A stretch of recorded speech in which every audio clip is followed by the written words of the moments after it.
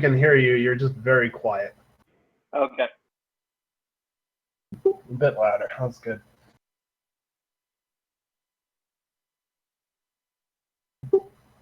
All right. So, who remembers what you guys did last week? As I recall, we stole fire from it.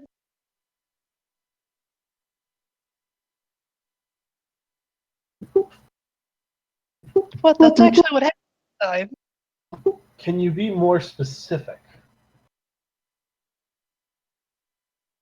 We found the draw with the primordial in a jar, and we killed them and took the jar, and then we snuck through the Underdark looking for a way back up. Let's not forget preventing an extinction event over major parts of the continent. I thought that part was particularly cool. It's always nice. Yes, fewer people dying is very nice, in fact. A lot of those people owe me favors. It's good that they're not dead. The problem is they don't know they owe you. Well, they'll know soon enough.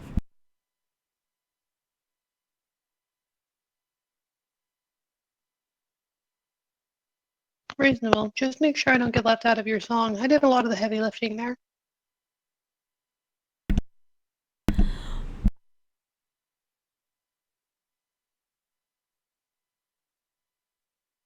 All right, so yeah, that's about what you guys did. Fire Primordial, rescued fire giants, danced about for now. You're now in the Underdark. You had a mind flayer creeping on you last night, which nobody mentioned. Who was it that actually witnessed that? Yeah, Oxens.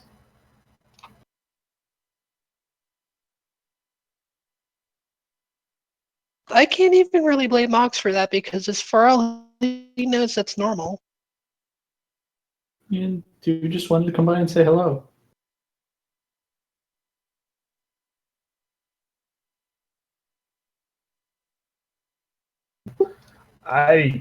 Sure. If that is how you are choosing to interpret this, go ahead. Anyhow, you wake up. The morning after, you are still in the Underdark, and there was a friendly neighborhood mind flayer who visited last night that Ox spotted, who kind of just creeped on you guys for a bit and then left. Have that trouble a lot at taverns. It's better than the ones that don't leave.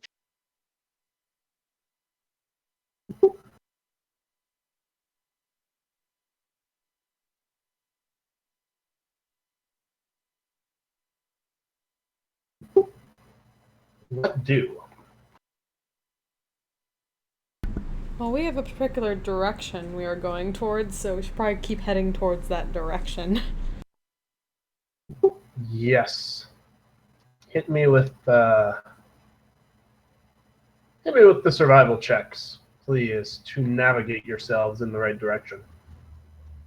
Just 4 of them from somebody, probably Sel.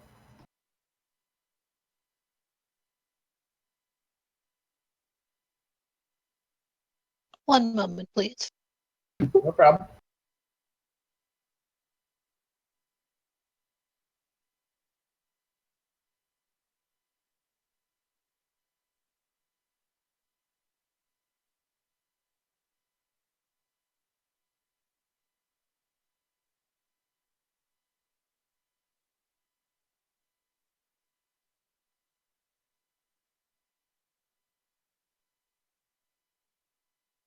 You said 4?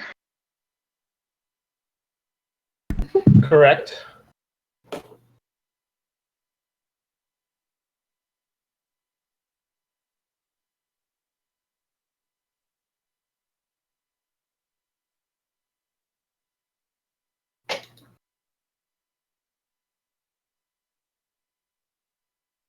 All right, so you managed to find your way roughly. You managed to find your way pretty well in the right direction, actually. You passed all your survival checks. So, The last one was pretty close. yeah, close, but no cigar, as they say. So you managed to move about 20 miles or so in the right direction.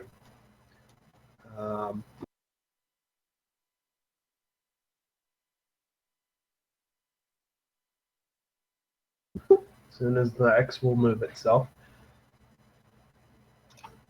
As you are coming into camp for the evening, though, you pass by a most peculiar sight. There is a group of different beings sat around what looks like a table carved out of the ground with stone seats. There is an Orog, a Darrow, a Mind Flayer, a Troglodyte, and a Kuotoa. Do I recognize the Mind Flayer? Yeah, he seems familiar. Are they playing poker? There's a lot of paper on the table, but they don't look like poker cards. Are they rolling dice? As you watch, one of them does indeed lift a dice and roll it. He then stands up and begins gesticulating. See! See!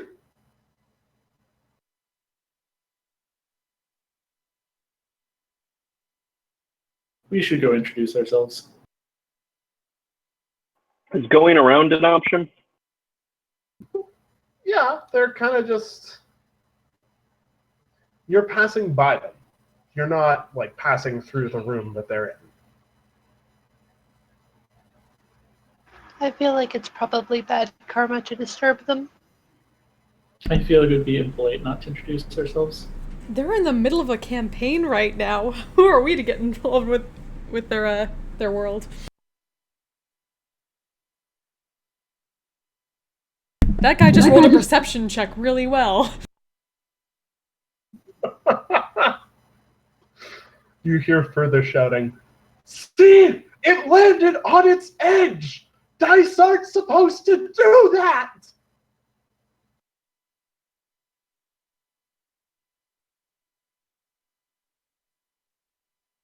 That is slightly worrying.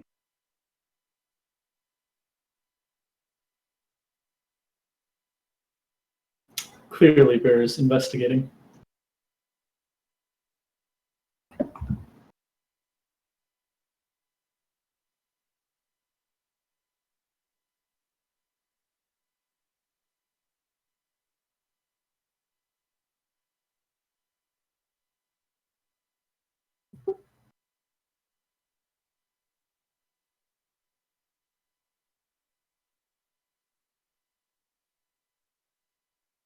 How did Do I you know it was actually want to Amalgam? go talk to the group? Shouldn't we be getting this important thing back where it needs to go? I suppose. Not that it wouldn't be interesting to meet them, but I mean, if one of you wants to go over there and eavesdrop secretly, I'm not against it, but... If the laws of physics are breaking down, and these individuals are the only ones who know how to solve it, and everybody dies, I'm blaming you. They seem more confused by it than we are.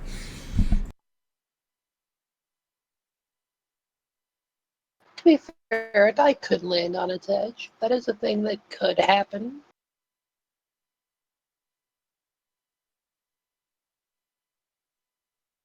It doesn't necessarily mean the end of the world.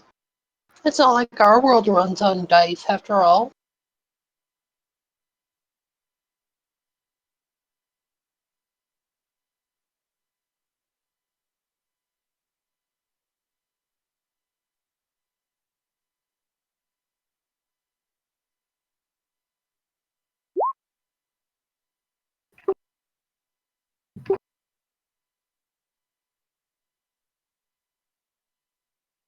They continue arguing back and forth.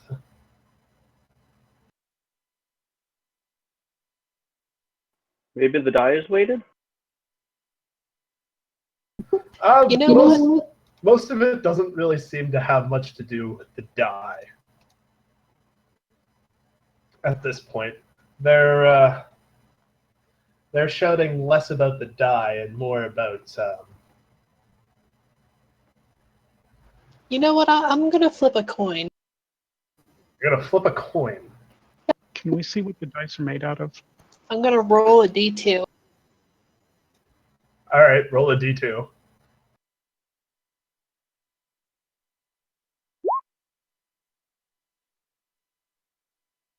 Well, mine didn't land on attach.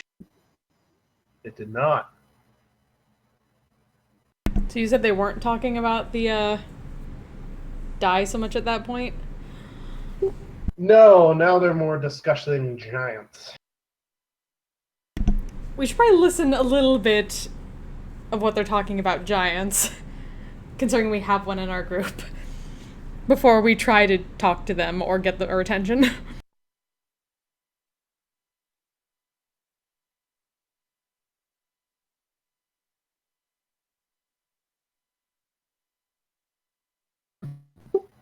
All right, so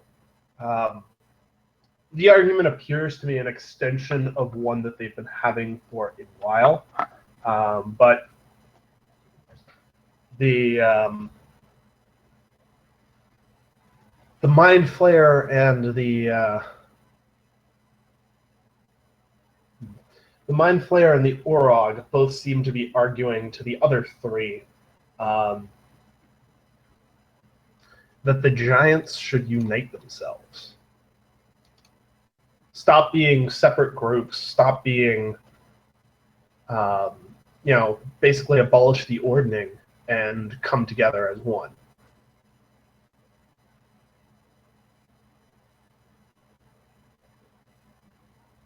What's the other side of the argument? That they shouldn't do that. Just because? Yeah, so they keep making references to making references to a war. The Mind Flayer is shouting at the other ones, "They have to be ready for the war! If we aren't all together, everyone, not just giants, but everyone. The giants, the shamans, the elves, the dwarves."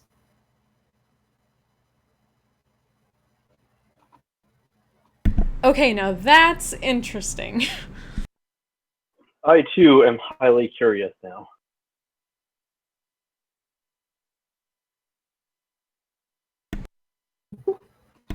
I mean, we have a possibility of what that could be against, considering the whole situation with the Orcus spawn, but if they would know about that would be another question.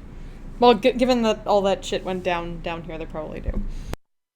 They could hardly have missed it.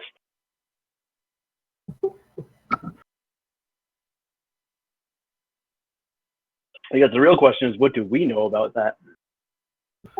I think I dropped a doc in Discord a while back, but basically, you know the basics of it. There was an incursion by demon lords into the Underdark a couple of years ago. The Underdark got real fucked. Like several major cities destroyed, tens of thousands of people dead, etc., etc. And basically, what was the precursor to the Lord's Alliance hired a group of adventurers to go down and clean up the mess, basically. They set up some giant magic ritual, and together they all managed to banish the demon lords. Post that, they all kind of vanished. Sorry, I'm not entirely clear. Who is they in this case? The party from the last campaign. Ah, Not for nothing. I think from the way we would have heard it, there were several parties involved, and that is a the possibility. further adventures of only a few of them are probably known, and those are the ones who joined the Lord's Alliance. Yeah. There Well, who knows? are several versions of the tale. That's the gist of it. But now this guy mentioned a new war, so I'm starting to change my mind about walking past these guys. I don't know. I mean, we do need to get the elemental, the primordial back. Should probably just go on.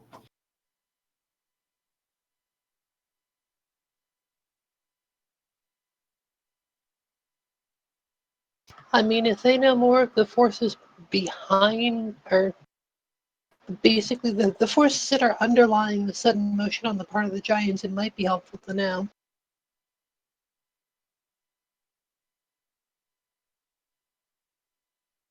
Have they seen us yet? If we're, close enough to hear them?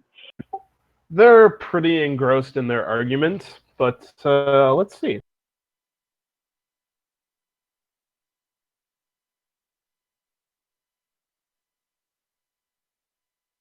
Oh, yep, one of them definitely spots you.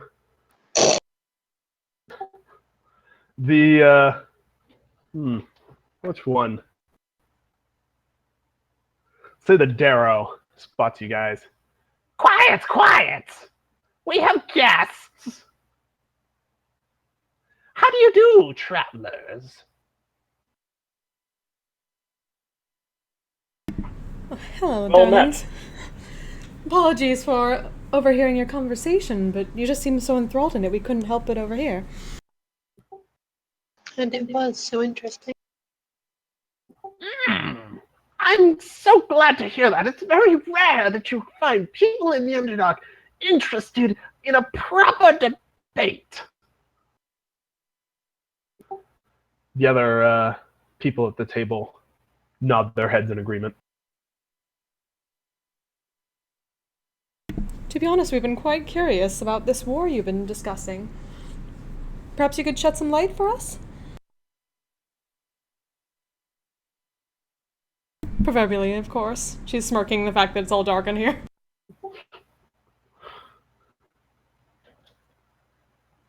I suppose so. But first, could you all please introduce ourselves? It would be rude of us not to offer you some hospitality first.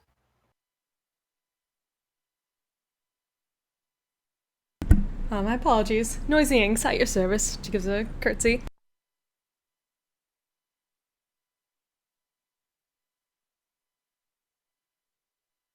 Silically Brightwood. Roger Cum Nash with a bow. I am Ox. You certainly are.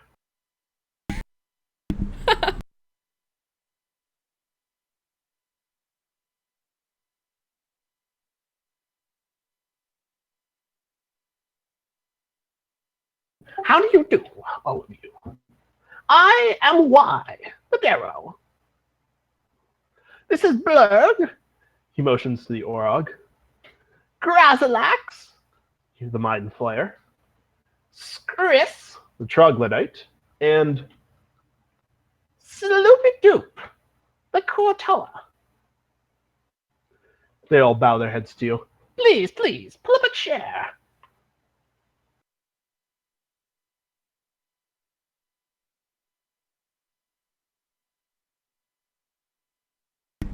Inks will graciously wander over and grab one. There are chairs, like, just sitting there. The Orog goes to the corner and pulls a couple of chairs out. They're very dusty. Doesn't look like they've been used for a while, but they're serviceable.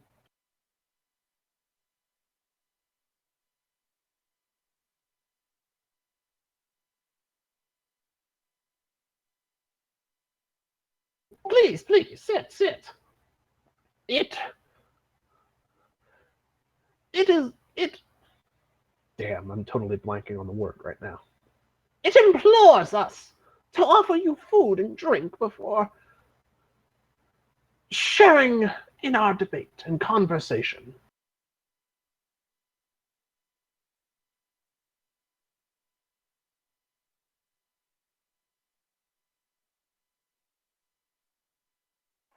Go and have a seat. Is there a place for Harshnag to sit? Table's not really giant-sized, unfortunately. Oh dear.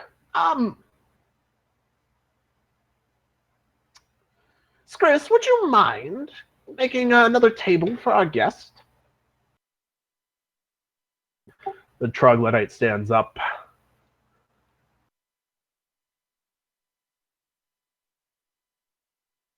Begins muttering under his breath, Magnat, Majgul, Magi.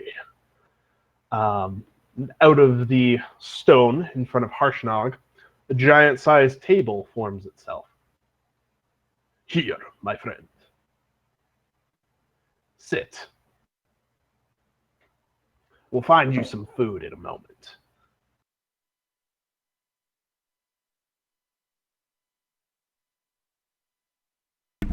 How long had we been going since camp?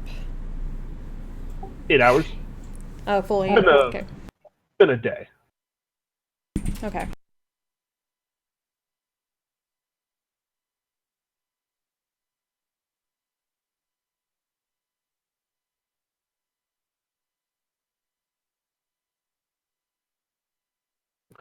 So, shortly thereafter, the Kuatoa and the Darrow go off. They bustle in one of the corners of the room for a little bit, and they come back with some lovely-looking mushroom dishes for all of y'all. Please, eat up. We would be poor hosts if we didn't offer you some to eat and drink.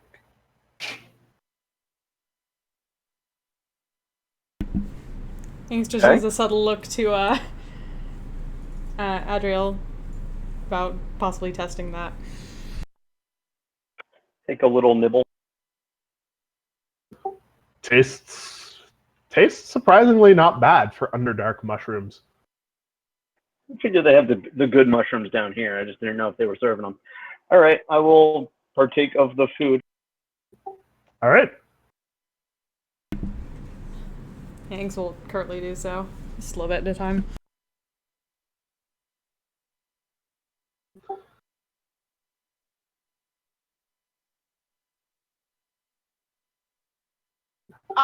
Dearest Ox, are you of the variety that requires food? I am not. Thank you, though.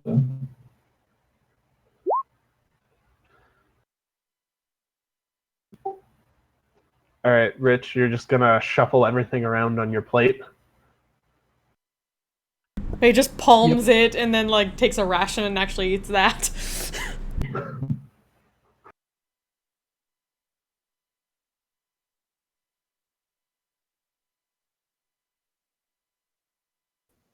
Yeah, basically just All right.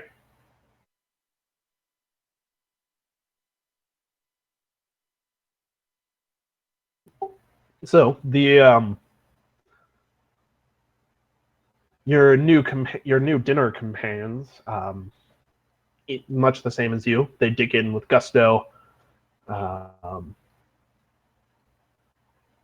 Takes them maybe 10, 15 minutes to finish up. Ah,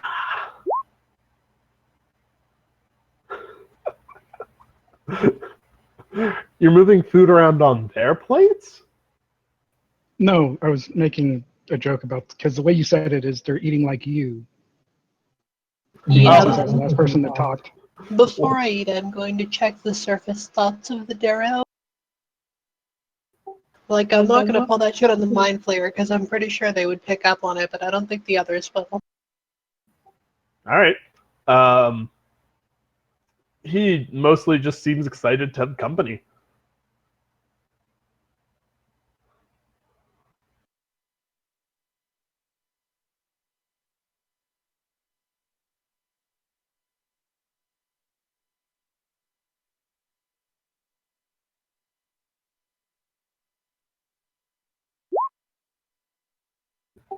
All right. Ah, so good. Always good. Thank you very much, Chris. Now, you had questions for us, I believe. Go ahead. We've eaten and drank.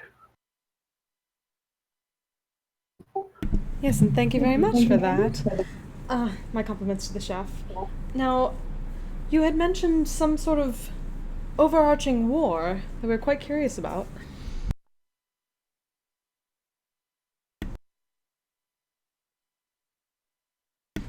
Perhaps you could enlighten us?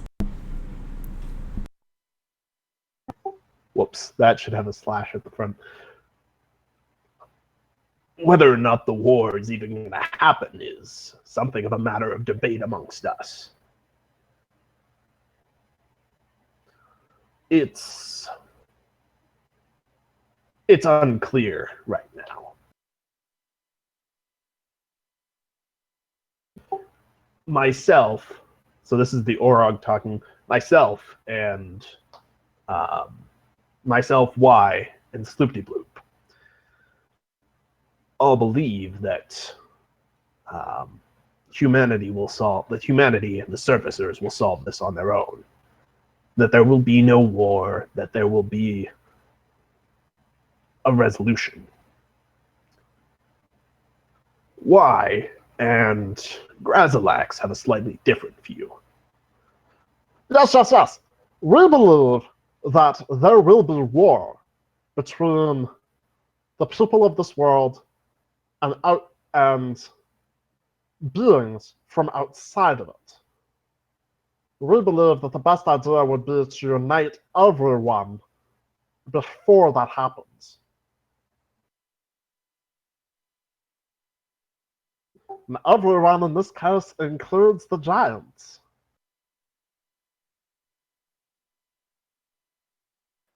Beings outside the world? Yeah. So, we,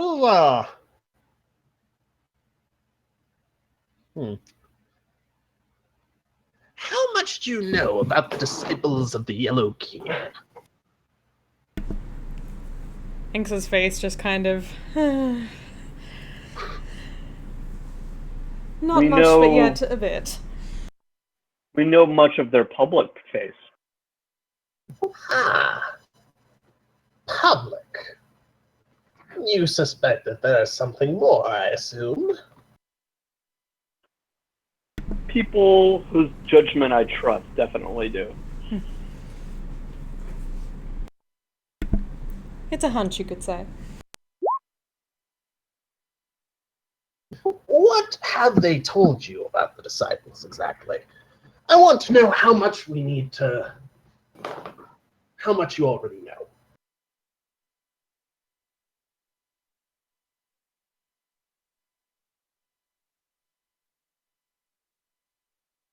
I had seen that they work to ingratiate themselves with the rulership of areas where they are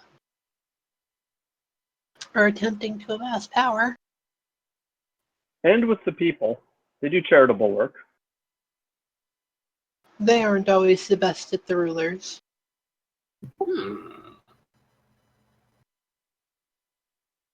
And I don't know how much of that is the rulers not liking more competition versus something actually sinister occurring.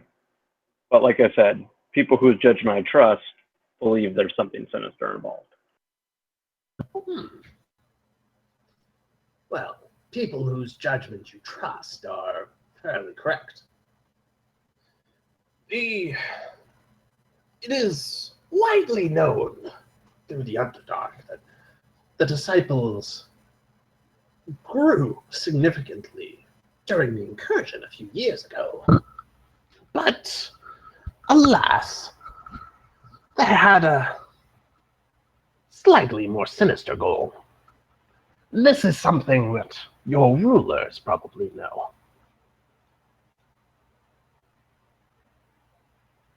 And that we, unfortunately, had to work out for ourselves. Something happened with the ritual that they used to drive the demons out. Something that shouldn't have. We suspect that the disciples sabotaged it somehow. Raised eyebrow. We don't know how. We weren't there. To what end? Prophecy. The disciples of the Yellow King preach that all should come together in brotherhood for the time when their king returns. What they fail to mention is that the king is less of a king and more of a herald for others like him.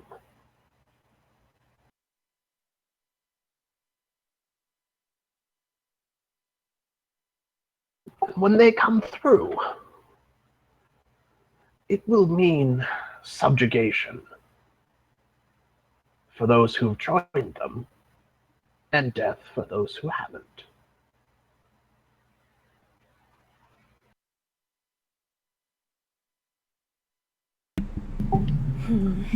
So you think their changing of the ritual was some sort of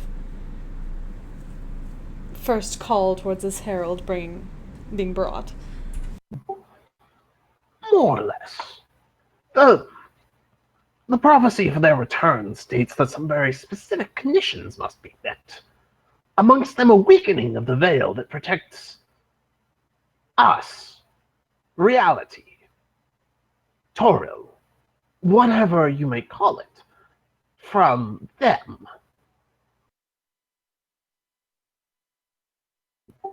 These can be anticipated and predicted via certain signs in the stars.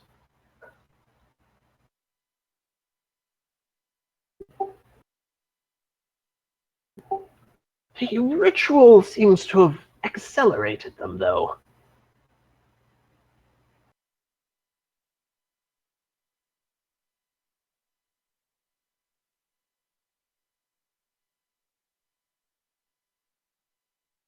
And what are they who are coming?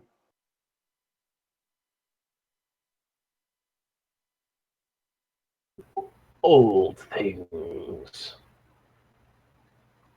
Beings that walk beyond the stars. From before the time of giants, before dragons, before this world was fully formed. They walked it, and they ruled. Not just the material plane, but all planes.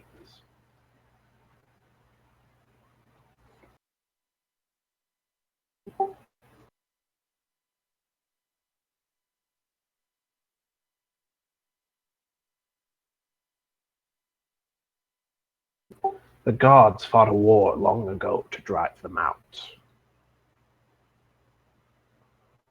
and sealed the way against them. But what gods can do, given time and motivation, mortals can undo.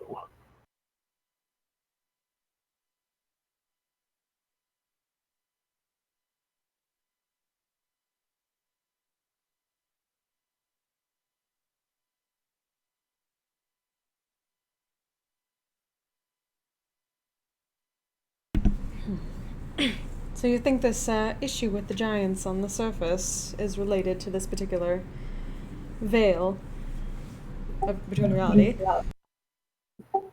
It's possible. We're not sure what they're doing, but they're doing something. You could try asking that nice Dwergar that comes through.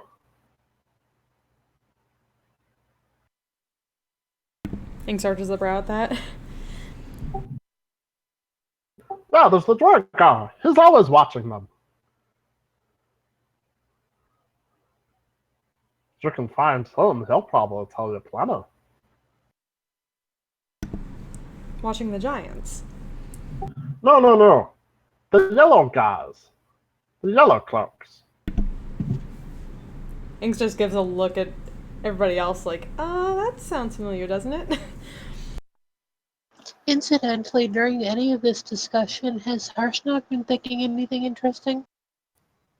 Harshog's kind of intrigued. The Dwergar bit triggers some faint recollection in him. He's wondering if it could be who he thinks it is.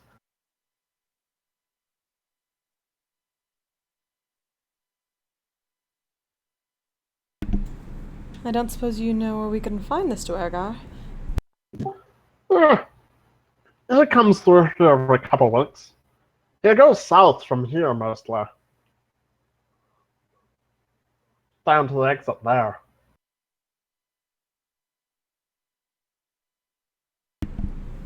Which one would that be in comparison to where we're going? We think.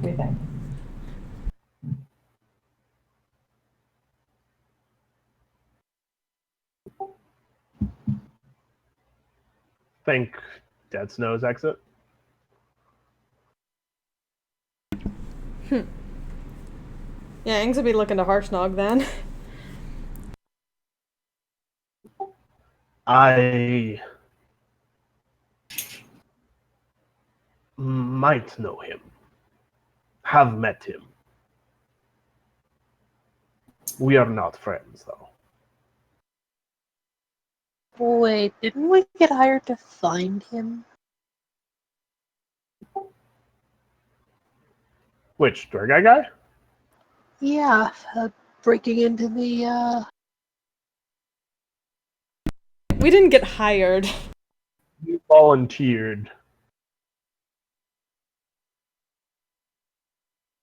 Okay, yeah, that's fair. Well, we told someone we would.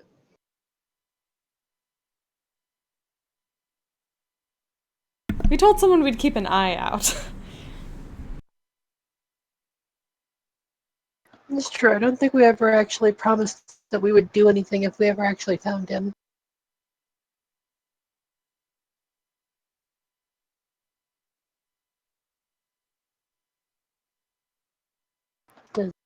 Does anyone recall making such a promise? Nope. And who would want to keep No. that after hearing about what they're actually doing?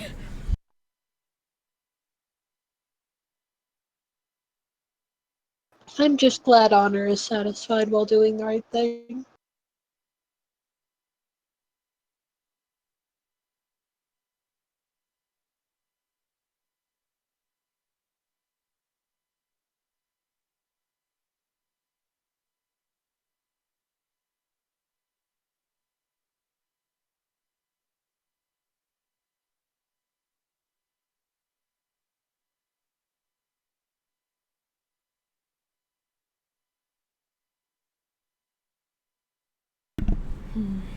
So is there any prophecy about how to reassert the reality veil? There is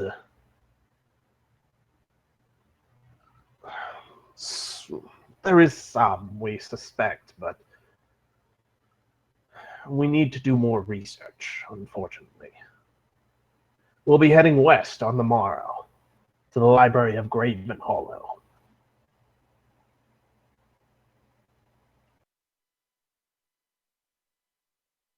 Hopefully we found our first answers about the disciples there. Hopefully we can find more.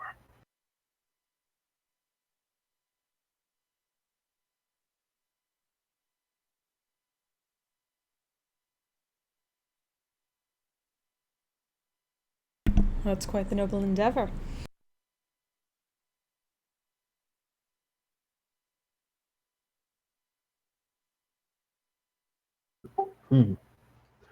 So, now that you understand our war, I'm curious. What do you all think? Do you think that you'll be able to solve this little problem? I think that our world is beset by trouble on many sides. One could make a strong argument for unity against that trouble, then. You could indeed. But asking for unity and even seeing the wisdom of it doesn't mean that people will go along with you. True, the right suggestion at the right time would need to be made. There would have to be, well, unifying the giants would be a monumental task on its own, let alone unifying the surface.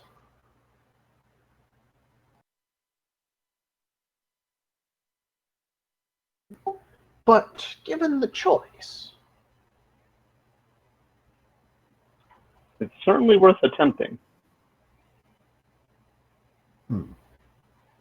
There are plenty of people that don't like dying or being subjugated more than they dislike being unified.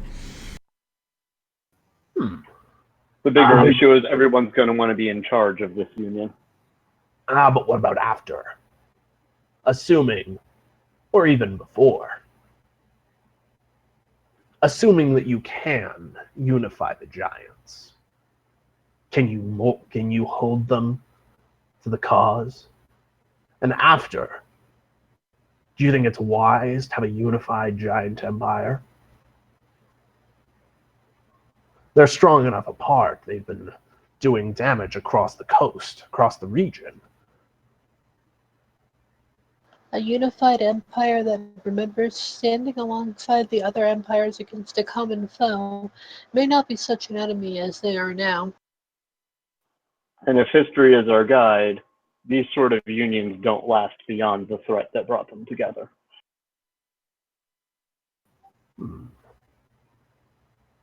A good point. Ultimately, I suspect it's beyond our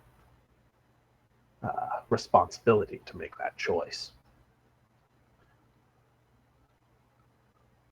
Each giant would have to make their own choice, just as each free being would have to make their own. Very true. And yet there are those who could speak strongly towards such an alliance. And there are those who would speak strongly against it. If for no other reason than that the giants have been burning their homes and killing their people for thousands of years. But I had in mind the Allfather. Ah, Surely he does not wish to see his people perish before things from beyond the stars. you think to appeal to a higher authority. I think the possibility exists. I know you'd mentioned something similar before, but do you think that if this Allfather wanted to unite his people, he might destroy the Ordning? If he intended to create a new one. Hmm. A new compact for his people to live under would require the destruction of the world, would it not? That seems to be what the giants have interpreted it as. The giants all seem to be warring to be the best, to find their new place in the world. They don't exactly seem to be rushing to unite each other. Their leaders are scattered to the wind. One of them's the most eminent among them has vanished completely.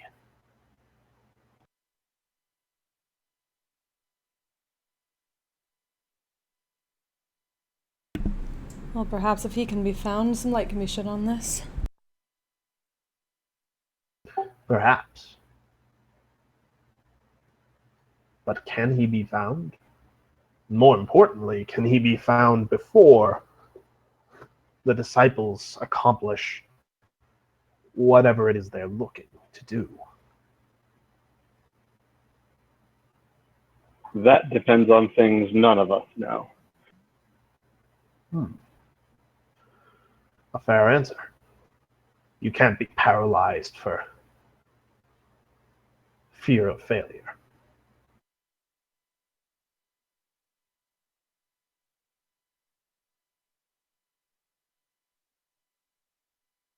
What about the rest of you? Ox, my friend, you've been very silent.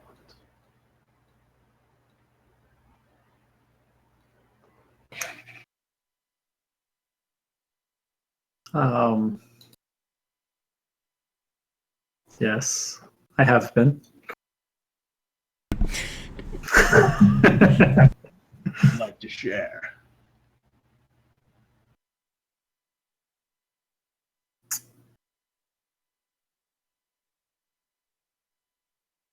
um,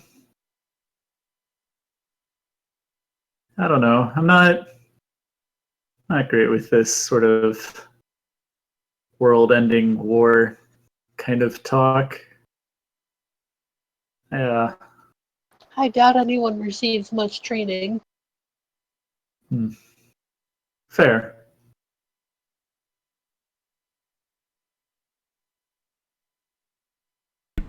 Some of us know when to watch our backs.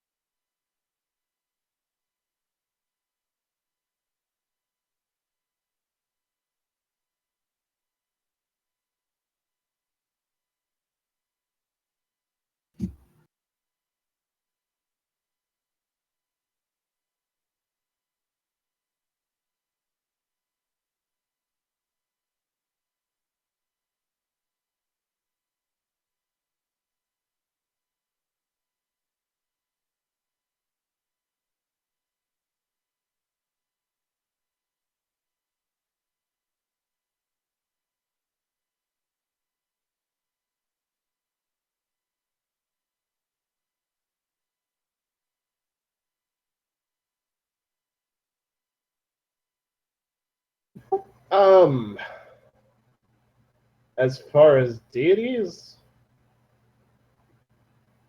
standard Forgotten Realms deities. The Overlord is still there. God, I can't remember which world creation mythology it is. They keep fucking changing it. We still have the Overgod. Yeah, Overgod's still there. Same Forgotten Realms pantheons are still there. Just instead of primordials, they fight old ones.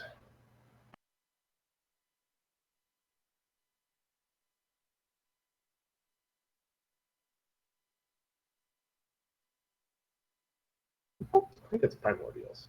I'll have to check, but pretty sure.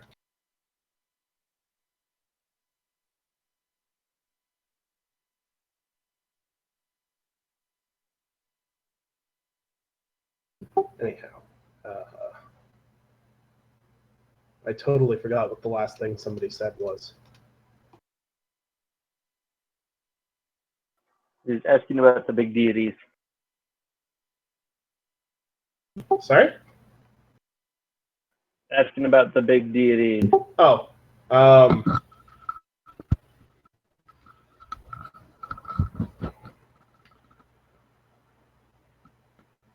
they're mostly silent at the moment about how they normally are. Am's gone. The Allfather has gone completely quiet ever since he broke the ordning. Bahamut's still working in mysterious ways, as he is wont to do. Okay, so the Allfather is the Overgod, not Odin. Yes, his giants draw a lot of influence from Norse mythology, but their Allfather is not named Odin. His name's I suppose it's not necessarily so much his name that matters as his mythology that I'm asking about. Oh, he's literally he's God, he's the father. Every like giant subrace basically has their own patron god or goddess. Is the father of all of those gods and goddesses.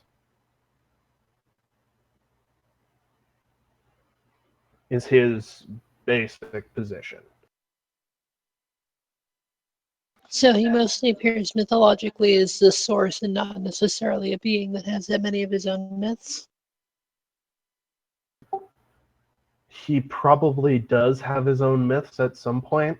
I do not know them offhand, though. And I am not really comfortable making them up. I will get back to you on that.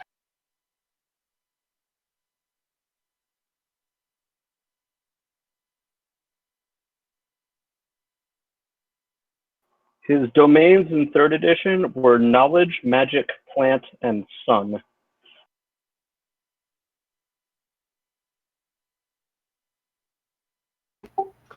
Oh, yep. Here he is.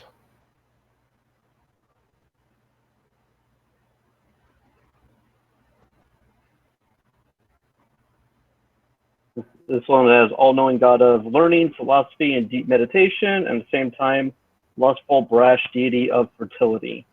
Yeah. So yeah, he's got some lovely myths associated with him. There's one about how he convinced a dragon god to halt a war between his children and theirs by playing him at what looks kind of like chess.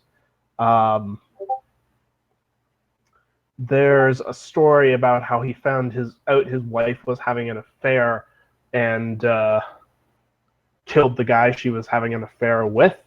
There's several stories about his children who all went on to found a giant race.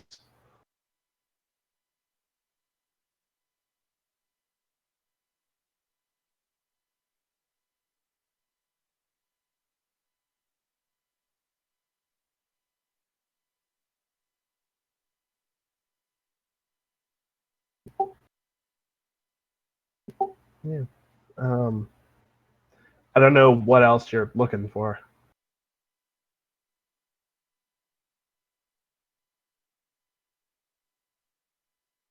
No, mostly just understanding. Okay.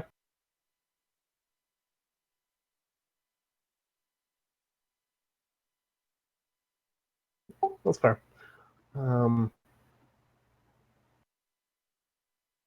I mean, as far as I know, these things are actually basically literally true in this world, yes? All the worshipped gods are real things. Yep. Whether they're what they claim to be is another issue, but I mean, Om's been worshipped for thousands of years.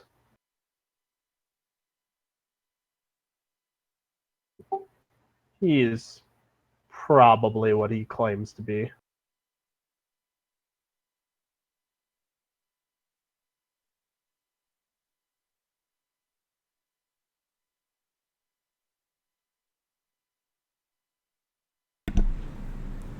As with all deities, it's what the followers claims they are that gets a little bit muddled.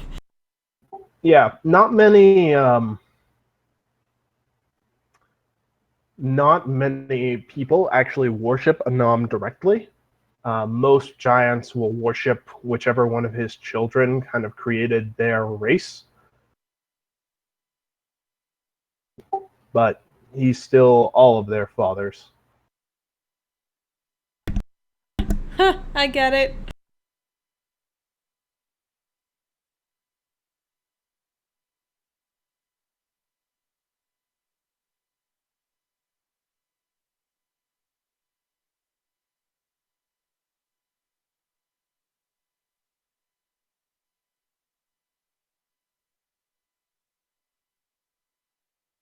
okay. Well, while we're here, I suppose one of us should ask them for tips and tricks to successfully find our way out of the Underdark, if they happen to know any. Which way are you going?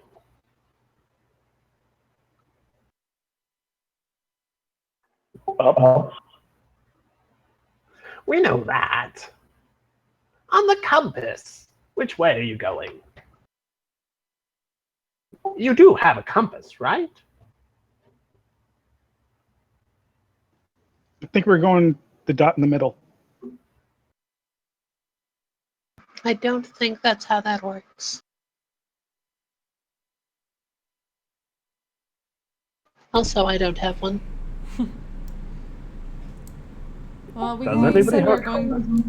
we were going towards the one that's Southeast is where we want to end up. I've been telling direction by the side of rocks that Oscar's on. Not bad. But, here, one moment. You can have my spare compass.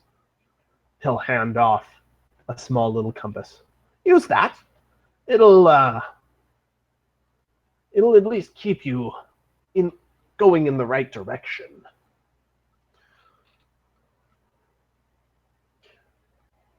I'll let you in on a little secret. The tunnels that lead to dead ends all smell different from the other ones. They smell danker, if you know what I mean.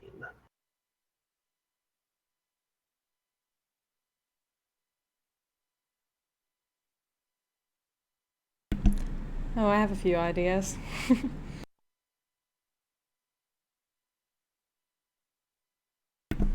Thank you very much for the tip and for the compass, my friend.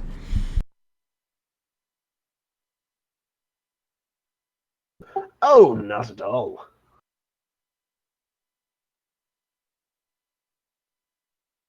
And perhaps if it all works out, we'll all survive this. Ha! We'll have to see, I suppose. Certainly we'll have to have a meal together if that's the case. Perhaps you can provide the food that time, though. Oh, it would only be proper.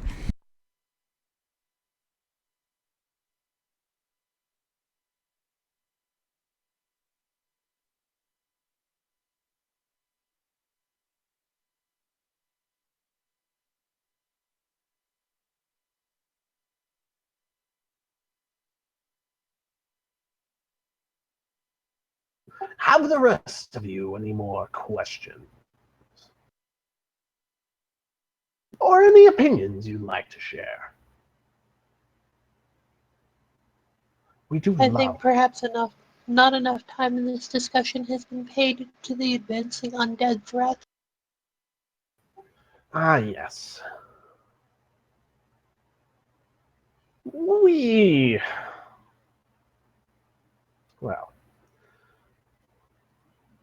we're fairly certain that the Order of Cereso has something to do with that, but they won't listen to us, or open their doors to us, or speak to us at all. So, we've put it from our minds for the time being.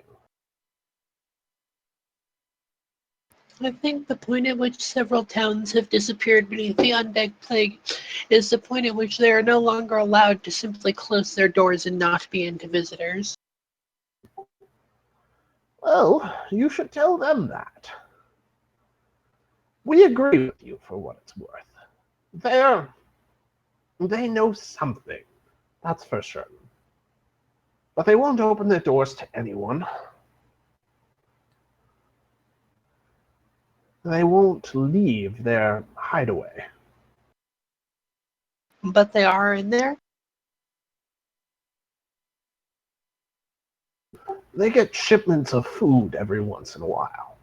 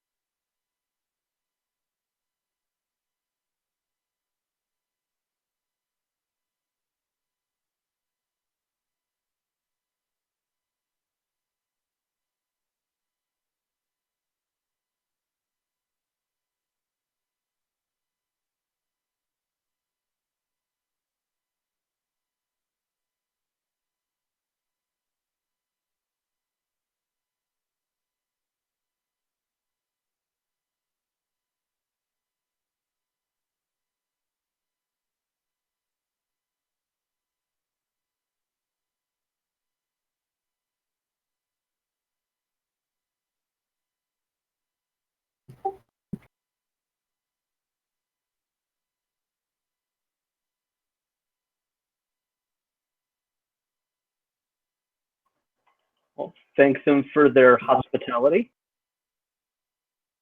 And wish them luck getting to that library. Thank you. Hopefully we aren't the only real dangers if we're captured by drow. Even around their city, there's enough disciples that they probably won't make too much trouble. It's the one benefit. Anybody can walk free, as long as they pretend to believe.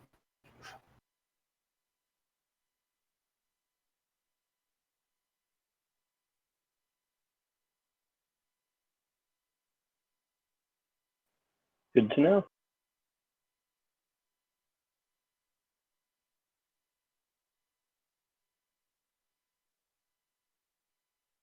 But yeah, I think we should take our leave. Are you sure? You could stay here if you wished. Well, it is nighttime, right? So. Yeah. I mean, Oh, well, in that case. Good, good, I good. mean, do we even know? Sorry? Do we even know if it's day or night? You've been walking for around 8 hours.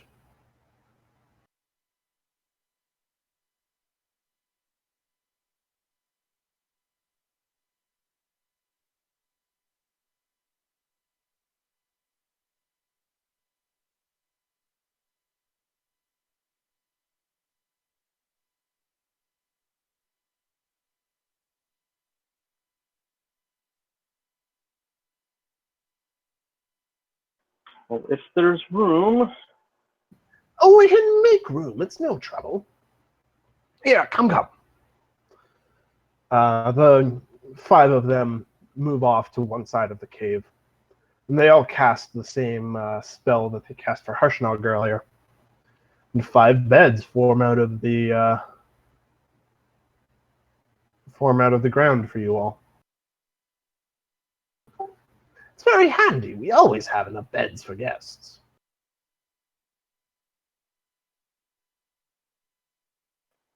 I guess so. Just always making sure there's kosher. They don't give off suspicious vibes. No, they seem legit. Okay, good. Right. Go pick a bed and have a seat. Splendid, splendid. We will see you in the morning. Yes, thank you, darlings. You've been most helpful. Oh, not at all. It's always good to have fresh opinions about.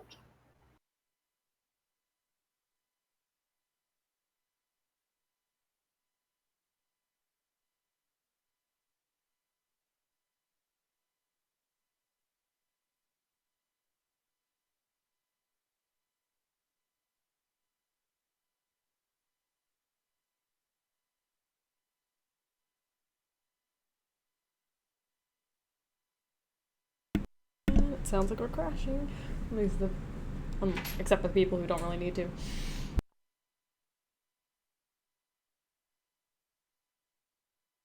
Alright, is anybody going to watch? Yes. Well, me and Ox, but Yep, as usual. Stay up a bit and keep people company for what would be a watch.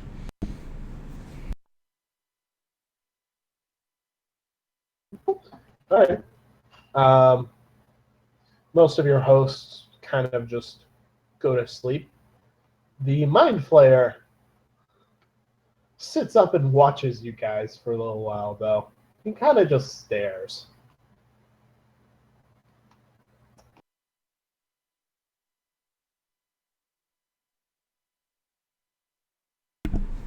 Let's just kind of smirk at him. Is there something on my face, darling?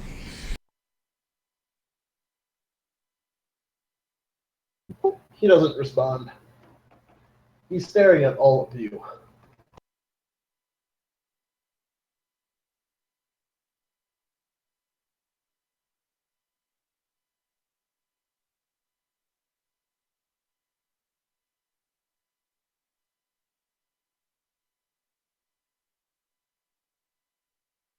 Sorry, why are we being stared at? because he's rude. Ah, I like watching people. It's fun. Try and guess what they're thinking without, you know. Well, I can certainly understand that. is that really what they're thinking about? Oh, you know, sometimes, darling. He's kind of wondering who you guys are. And if you're legit.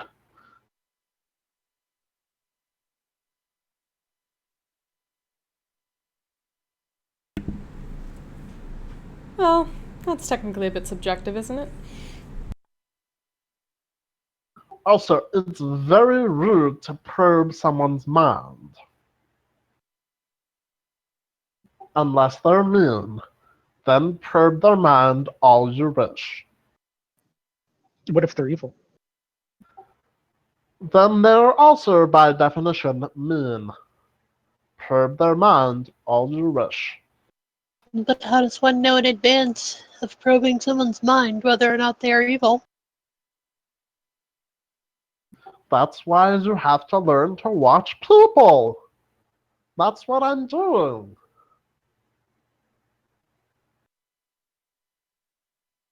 I suppose I won't probe his mind anymore.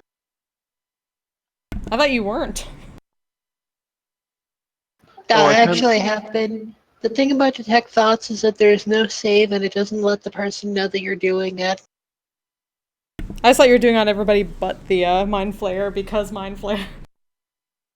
Sorry, was that the mind flayer? Yeah, that Yes. was the mind flayer. So She is he's the been best like ones. watching me. He's been watching all of you guys, but he did notice your probing. Because, you know, mind My- flayer. Yeah, I kind of figured.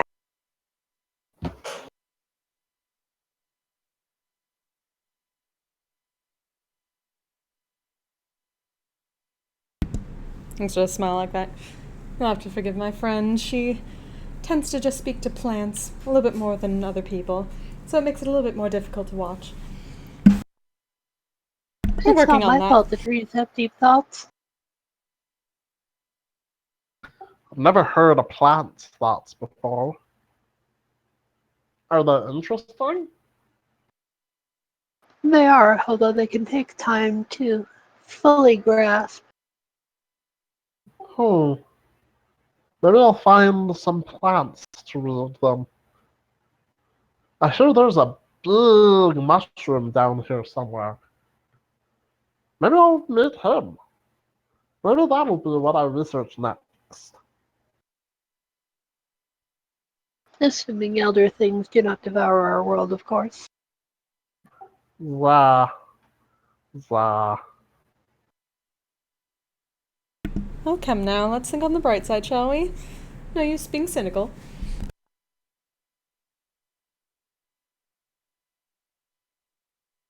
I suppose. After all, the world has us to defend it. There's the spirit.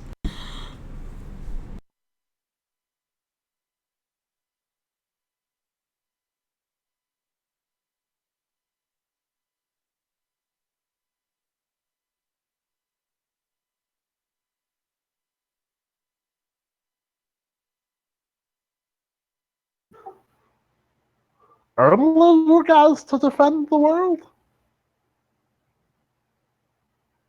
That's not Sorry, fair. say again? Only you guys to defend the world? Oh, of course not. Clearly not. Are not you invested in the defense of this world? Well, yeah, but Well, we are trying to somebody has unite the to peoples do here. things. We're not doers. We're readers and researchers. Somebody has to do things. We're not good at that. But research leads to knowing what needs to be done. Right, Without which but action would simply be futile flailing. exactly. We're still, important. Of course we are. We are the Society of Brilliance, after all. But we still need doers for us.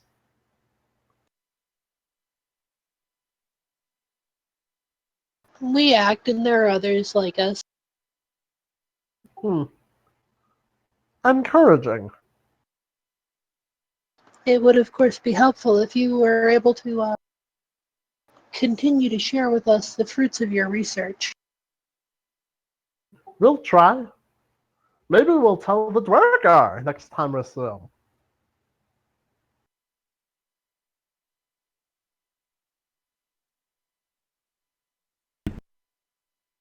Ah, yes, perhaps we can find him and make friends. We tend to be fairly good at that. Except for that one town. Oh, let's not talk about that. They were just very misunderstood. Or, well, they had a strange sense of justice. You can't please them all. That's one way to put it. To be fair, they were not without provocation. Yeah, you shocked their guards and charmed people into fucking giving you lower prices. Giving us actually fair prices. Yeah. I mean, Still it's not slightly like we higher worked prices. the guy.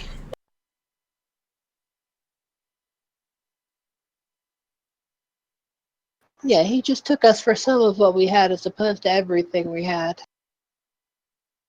Most instead of everything. Shocking the guards was, well, I didn't have anything to do with Yeah, that I washed decision. my hands of that.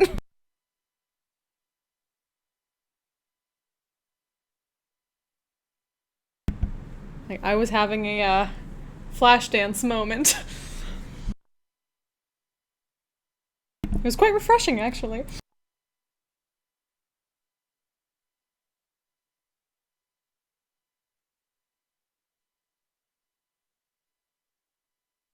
Right.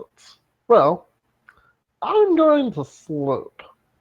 You all have a good night. You as well. The Mind Flayer goes to sleep. We just made a mind flare uncomfortable. And with nothing but true statements.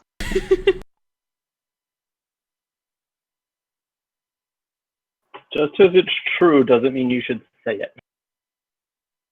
Although making that guy uncomfortable is worth it. That's fair.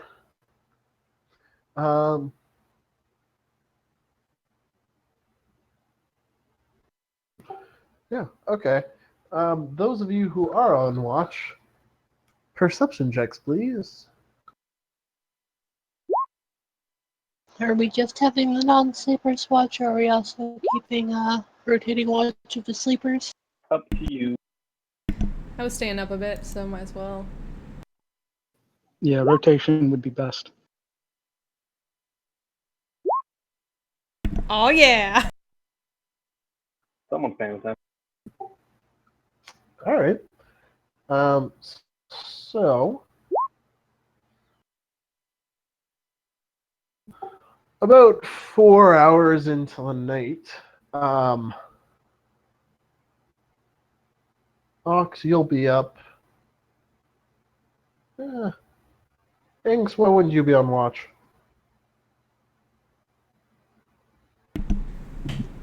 Um.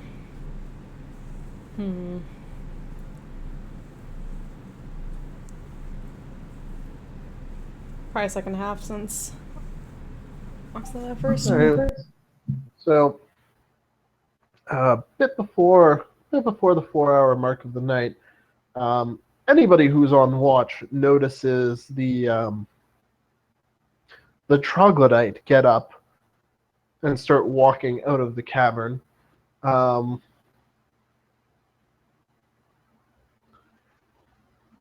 Ox, you're the only one who hears the slight ringing of what sounds like an alarm, though. And as he gets up, he waves a hand and it stops.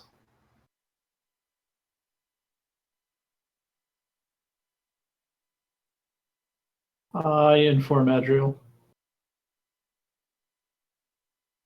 I am alerted, and I'm getting ready to act. I don't know what I'm dealing with yet.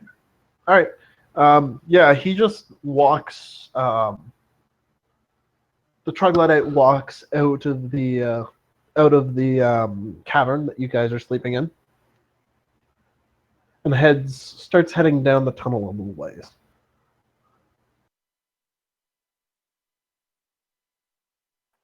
Should one of us sneak after him? I don't know. This is why I told you. Is Ox any good at sneaking? I can't remember. Decent. I think Rich is better, but other than that, I think I'm the second best. Do you actually have any proficiency in it, or is it just based on your dex? Based on the fact that I have 18 decks. That does help. Yes, Better it than does. me. Alright, I guess I will follow after him. If that's what Adriel wants me to do. Don't get too far, though. You don't want to get Are, lost. are we sneaking after someone? Yeah, why don't you wake up Rich? I got this. Sneaky, sneaky. Oh wow! I actually got this. You are as you're as sneaky as a giant. I was expecting to roll like a 4 or something when I said that. Yeah, but you actually got this. All right, yeah, you sneak behind behind Skris as he leaves the cave. One sec, sorry.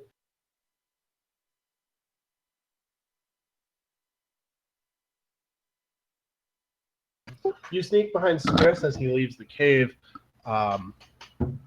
He goes down the hall to another tunnel intersection, and he begins casting a spell, it looks like.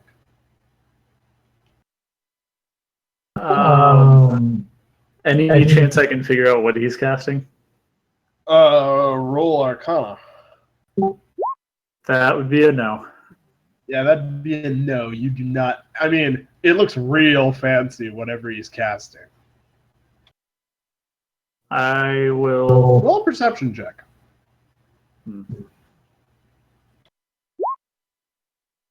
Yeah, good enough. You hear footsteps coming from down the hallway, or from the tunnel intersection that the troglodyte is at. Footsteps from the direction we just came, or footsteps from one of the other tunnels? One of the other tunnels. I will hide and wait to see what happens. All right. So the troglodyte finishes casting his spell, and an illusion of a tunnel wall pops up in the mouth of the tunnel that you guys are currently in. None too soon, a group of giants comes pounding through. So there are 2 fire giants, a couple of drow, and what look like ogres with what are called the goblin huckers on them, along with the requisite goblins following them. I mean, if you're gonna huck goblins, you gotta have goblins to huck. Yeah. Well, we got some weird boys. Or mech boys.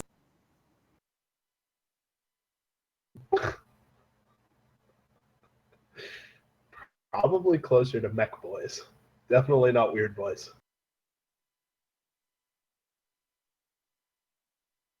Yeah, slip of the tongue.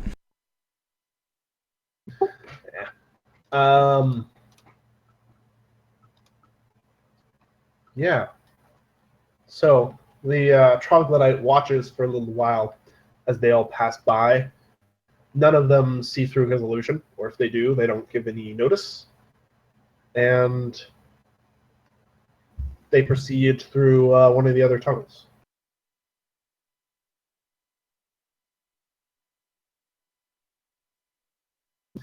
The troglodyte sits down in front of behind the illusion and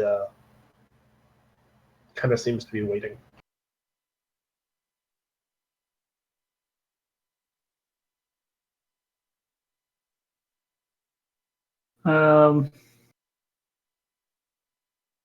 I'll start sneaking back.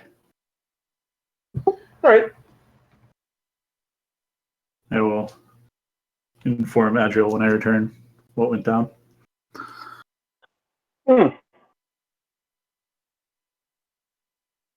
Okay. Cool. Good job. Yay.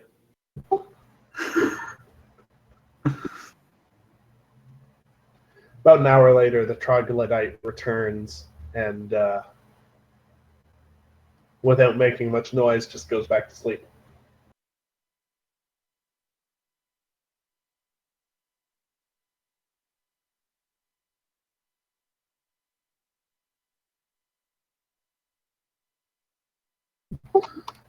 The rest of your night passes without incident, fortunately.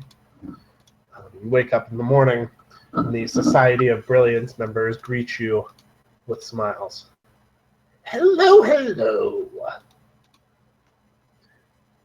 Good morning, everyone. How old did you sleep?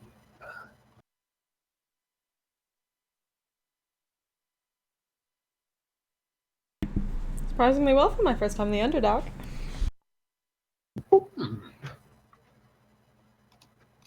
Good, good.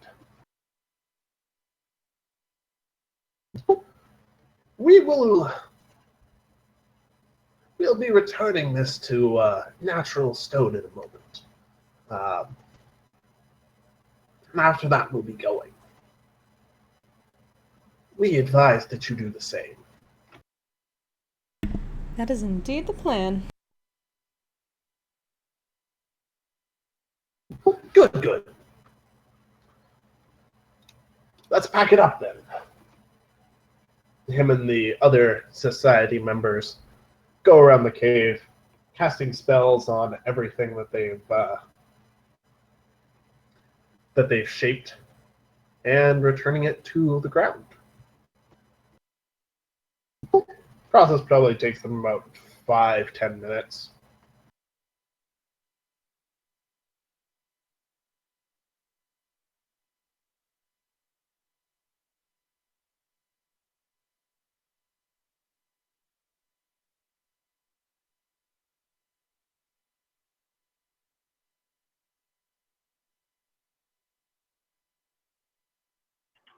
All right.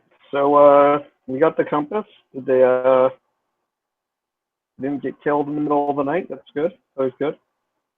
Indeed. Wish them luck on their journey, and Thank you. And to you as well. Hopefully we'll see you again with news. And some interesting food. Inks will wink at him. Ha! Of course. I guess you'd wink at the troglodyte. The troglodyte nods back.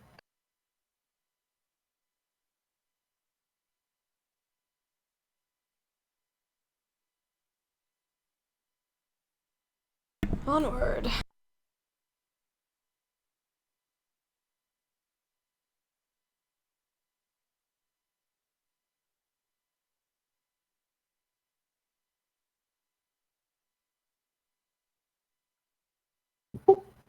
Right. So, Sil, you want to keep navigating? You have a compass now. That's great. Yeah, does that help at all, or? Take advantage on all of them. Plus, it's going to lower your DC some.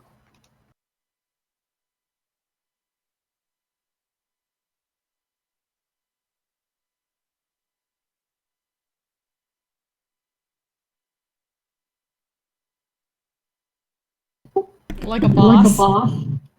Damn. All right, yeah, so this compass really does the trick.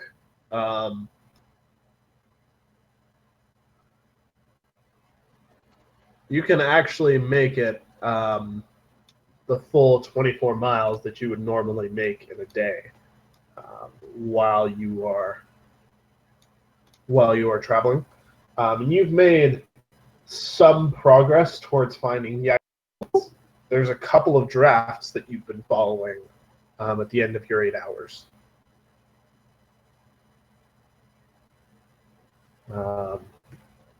So it's been 8 hours. You can try to push on some more, or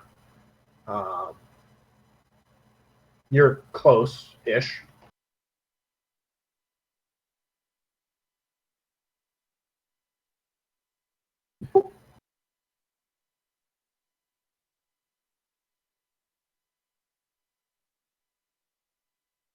About how much longer do we think we might have? I guess that would depend on like whether it's a few hours, an hour. Probably a few hours, somewhere between 2 and 4 hours.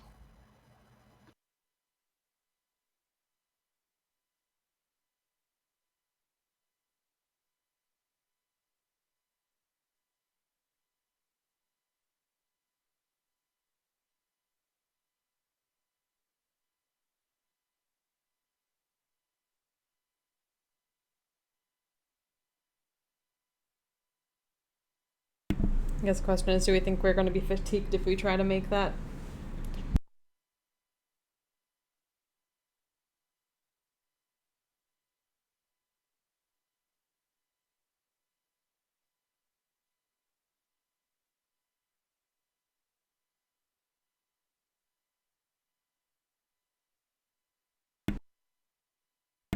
So, I mean, if we do get out there and there's trouble, we should probably not be exhausted.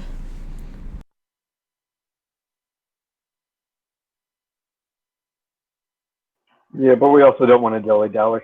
This is kind of important. Mm-hmm.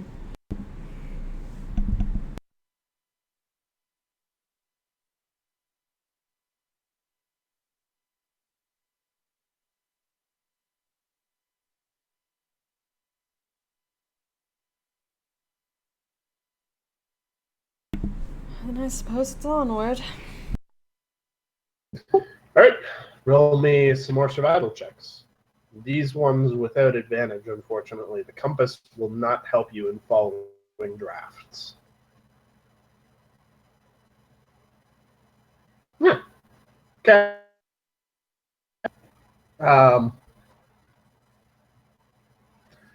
Okay. So, about 2 hours later, you've been following drafts and looking for this exit to the surface, and you swear it's getting a bit brighter until eventually you turn a corner and you see stars through an open cave mouth to the surface. This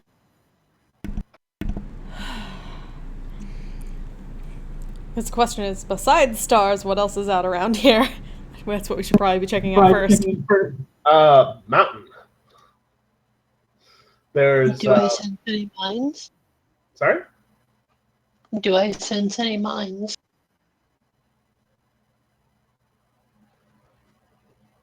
Mines in what sense? Mind. Oh, mines. A mine is a terrible thing to waste.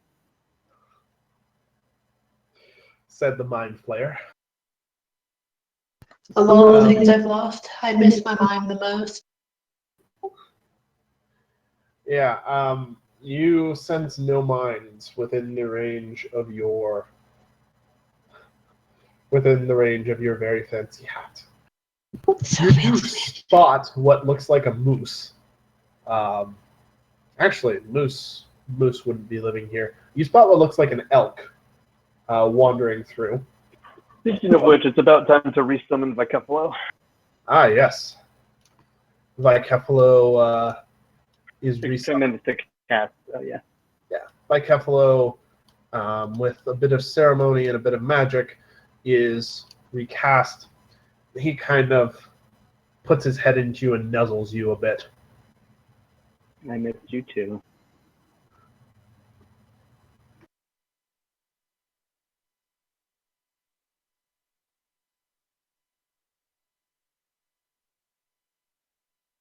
Inks just as the pressed palms against her cheek, like, oh.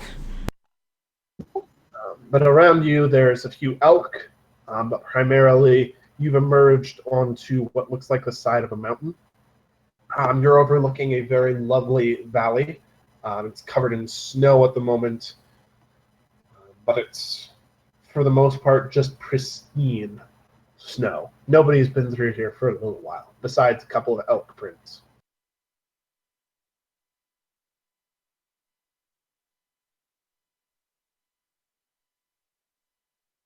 Here I was thinking that elk would have used their antenna to teleport in.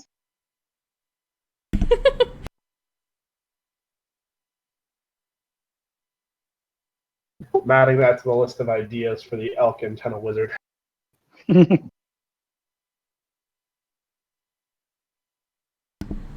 at the very least, we should probably get a bit away from the entrance just in case. Well, let's start out of here. It's nice to smell crisp air again, though. Find a place to camp. Sure.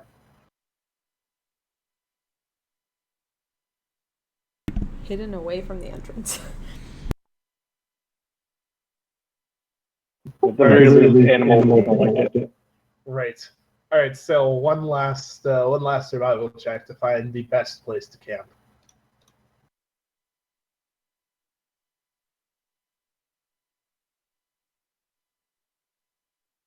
Sorry, one sec. There's.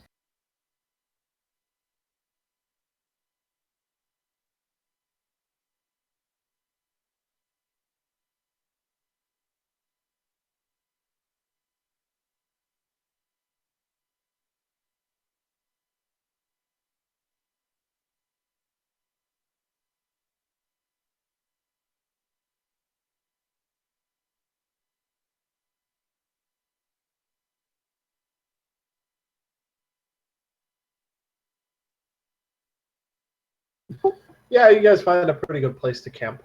You get a nice overhang that's sheltered from the snow. It's a nice little sheltered spot to camp. You're out of the weather and away from the entrance.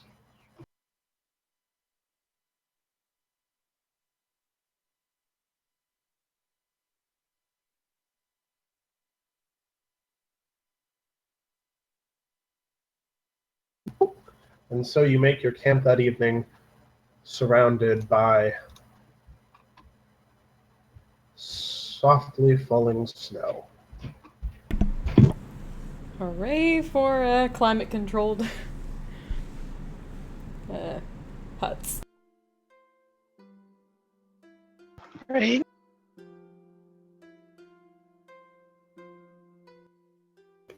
everything's strangely muted around you guys. Not just from the hut, but from the snow as well. It is pretty out there, though.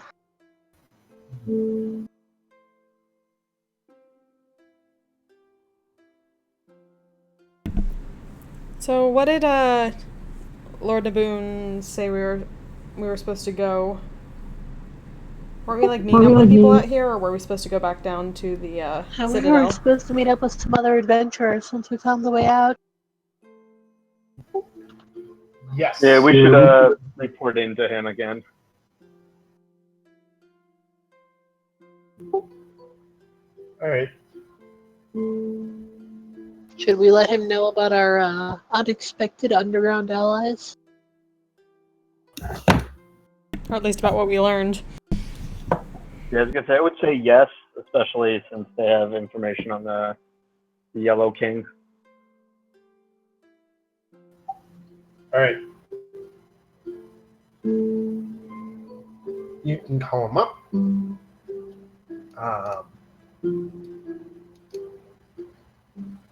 He answers, it's so good to hear from you. Are you out of the Underdark? Are you safe? We are, are, and and with we the are. primal still secured.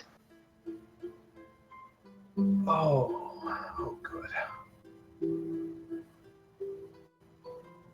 All right. Do me a favor. At your convenience, could you bring the primordial back to Waterdeep? And leave it with me. I think myself and many other members of the Lord's Alliance would feel much safer if we knew where it was.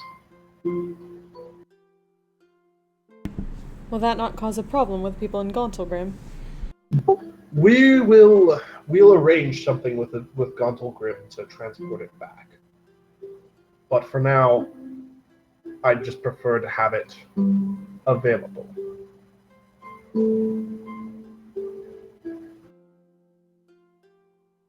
I am looking around at my companions' faces without saying anything, because it does seem a little odd of him. Available is perhaps the wrong word, but have it secure.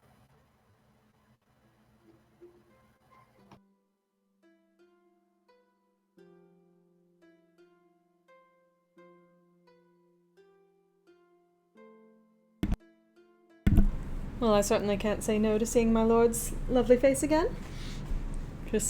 She's obviously just smirking. It doesn't need to be soon. You have responsibilities to deal with. I understand that. I gave several of them to you. But when you have the chance, please, come by Waterdeep. I must admit, carrying it around does make me rather nervous. Exactly. We'll have our esteemed Lord Manfred will,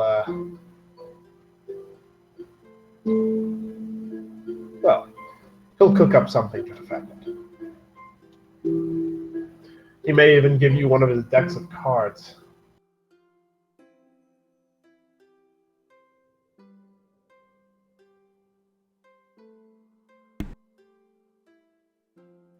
We'll see what we can do.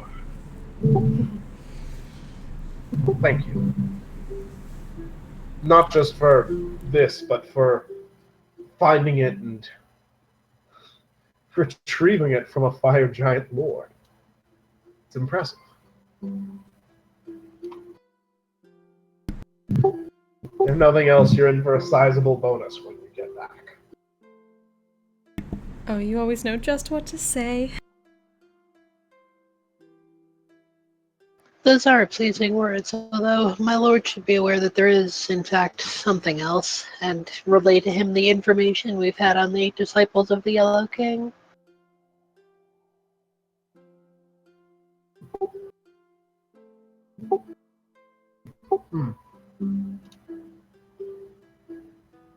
Who did you say gave you this information? Can we just say the name of, like, what that group called themselves? Yeah, sure. Did they actually have a group name? I thought they just introduced themselves individually. I thought they, at least he seemed to think that they had, like, a name. Oh, The something of something. yeah. I guess it wasn't really intelligible when the Mind Flayer said it. Their name was the Society of Brilliance. Modest. Yeah.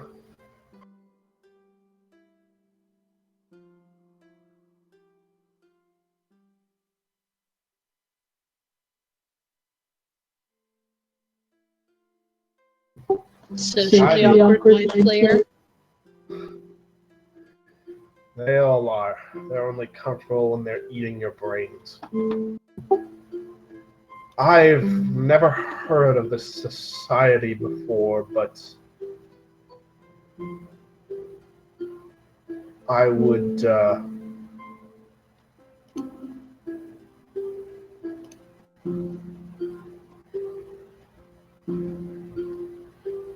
I will look into these claims that he's making. I have no idea if they're true or not, but regardless, they're worth looking into. I'll share them around with trustworthy members of the Alliance as well.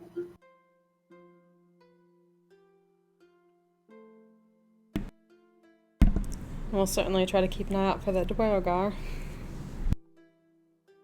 Yes, please do. I'm very interested in him now. Stealing from the disciples is one thing. There's several people who do that, but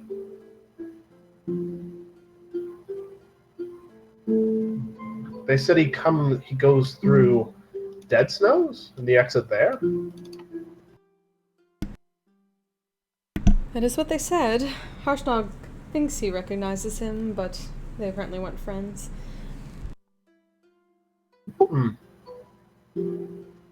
Interesting. I'll keep it in mind.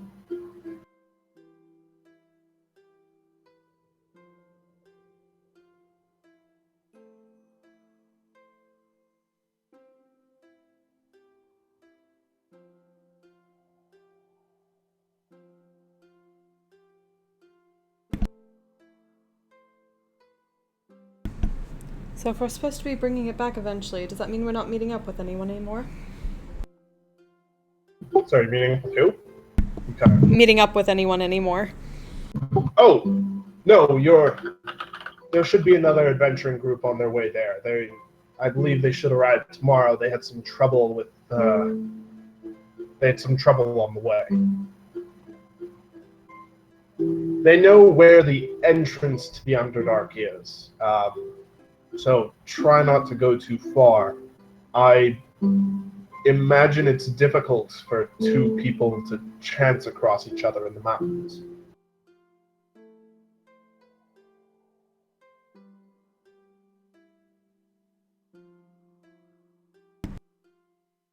I guess Inks was phrasing it like, what are we supposed to do if we're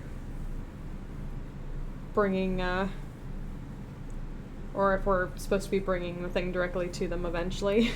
Like, what is their purpose? Define their purpose. Or why are we meeting up with them? Because I thought the original thing was to pass off the flask to them. Extra safety. You're going back to Adbar anyways, correct?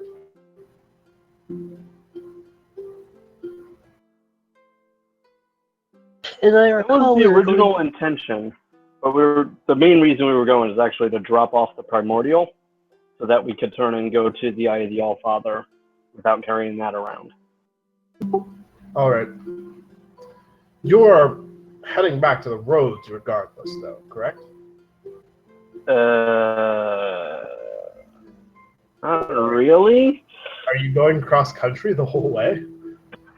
Well, the We're only just gonna issue, we take could the- probably take the roads to like Silvery Moon, but then we'd have to go cross country from there because there's no I the thought we were- zombies in the way. I thought we would be going back and magic. Oh, Yeah, sure, we were Morgan- gonna zap to Morgan Mirror Bar. was also under the impression that you guys were going to teleport. You asked him to work out a. Right. Okay. Sorry, my bad. I mean, you can change plans. I'd forgotten about that. Yeah. but- Well, if we still think it's closer to Mirror Bar, that's probably still the best option. And then we can really just stop by Waterdeep on the way and just go hop hop. Yeah, if we're doing that anyway, we can zap from Everland and then to Waterdeep, and then either back to Everland to pick up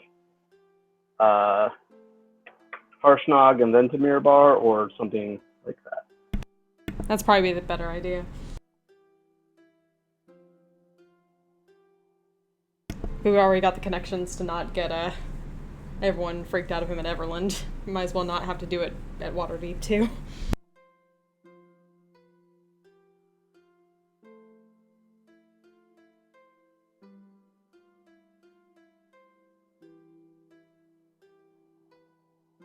All right. Valhalla will meet you outside the city as you approach. He's got something prepared for Harshnag. I don't know the details.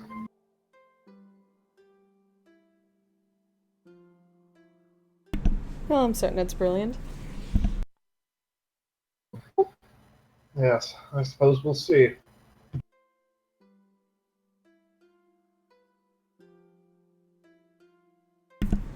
Thank you, my lord, for all this work you've been doing while we've been under there.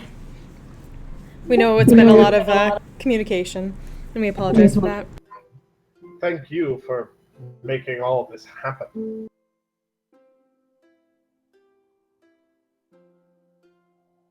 You've done well. I won't forget that.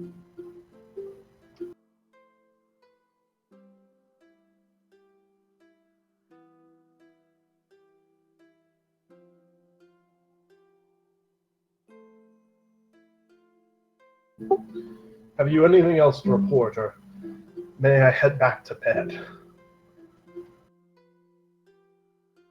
I believe that's all for now. All right. Have a pleasant night, my lord. You as well. Once again, excellent job.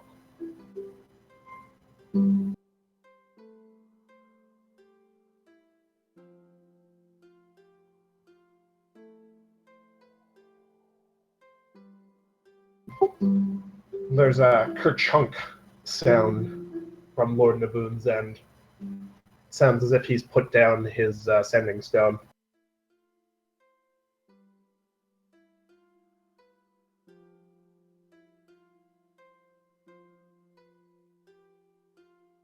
Leaving you once again alone in the mountains.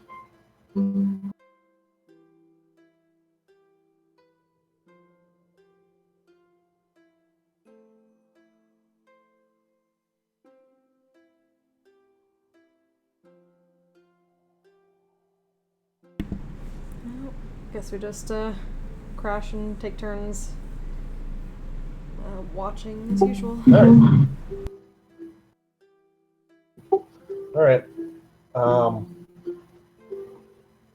So, those of you who are on watch, the night is quiet.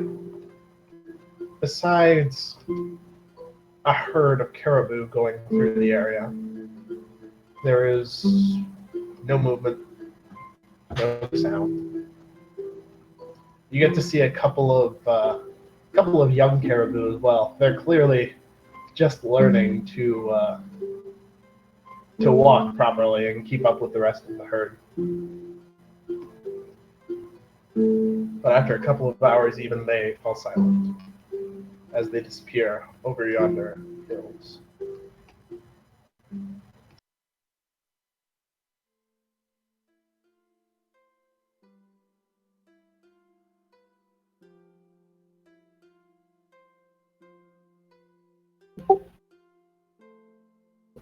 A little bit after dawn, you guys...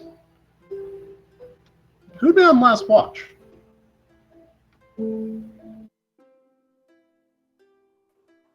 I think Ox would be one of the two on last watch. Right. Yep.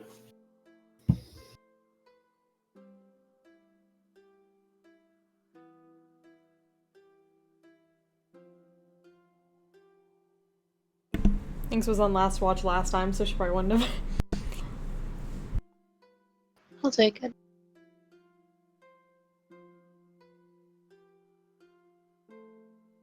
All right. So you hear a few voices. I'm telling you. They're over this way. The tracks lead right over here. Just gotta find them, and then we can go back. Hello? Is anyone out there?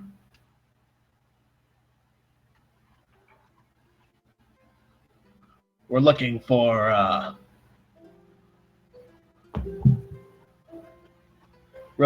some other adventurers. That's what they're saying, but what are they thinking? Human. Sounds kind of scratchy. Throat wound delicious. Any particular accent?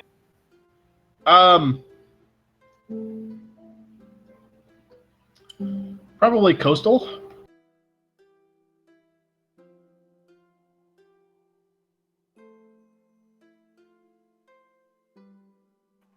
Of course, Adriel's still not asleep, but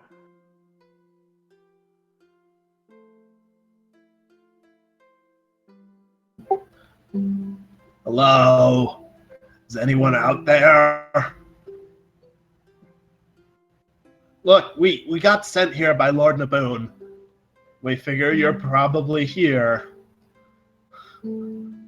Syl is trying to read their minds. Oh, right. You were trying to read their minds. Yeah, they mostly just seem exasperated. They've been walking for a couple of hours and trying to find a group of adventurers.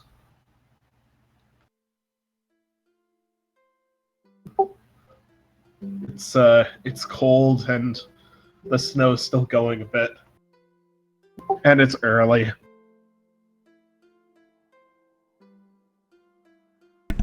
I guess if he keeps yelling, I'll probably wake up. Human.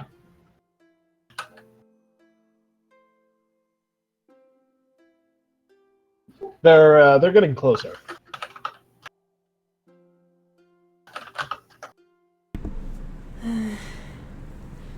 Who is it? She's like mostly looking to the group.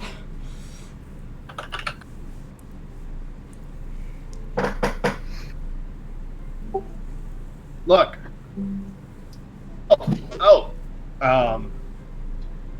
So they're just coming up the hill towards you guys. You can get a decent look at them. So the human in front, who looks like he's the one who's been talking, human, probably 5'11", dark brown hair, looks pretty rugged. He's got a lovely burn mark on his face.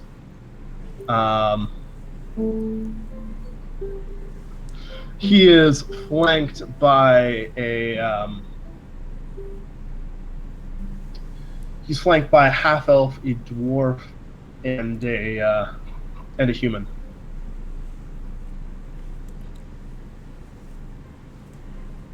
said a half-elf, a dwarf, and a human? Oh, is that you guys up there? So there's a tiny hut, a frost giant, and an elk.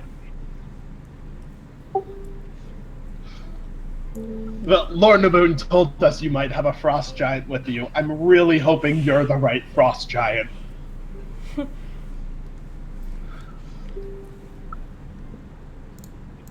If I'm awake by now, I'll step out of the tiny hut. Hello. Are Yes, we're with Lord's Alliance. what is your name? He stares intently at you. I give him a look and then introduce myself. All right. Thinks I'll gather his stuff and eventually head out to check them out. My name is Dagon. This is Eisen, Vistra, and Arrow. They're my partners. How progressive. Inks is just kind of like looking them over and then promptly starts joking a bit. Are you okay? Fine, darling. This weather has been a bit difficult. All right.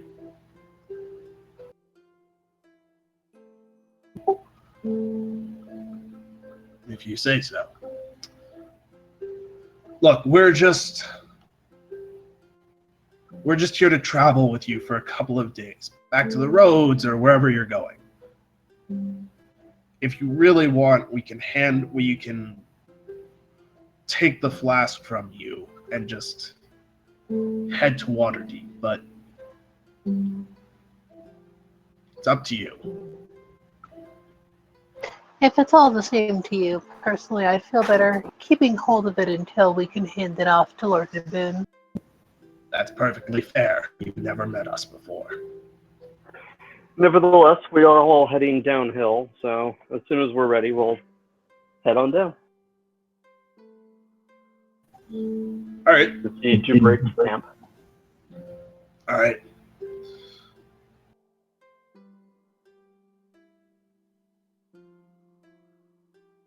We'll gladly head with you then.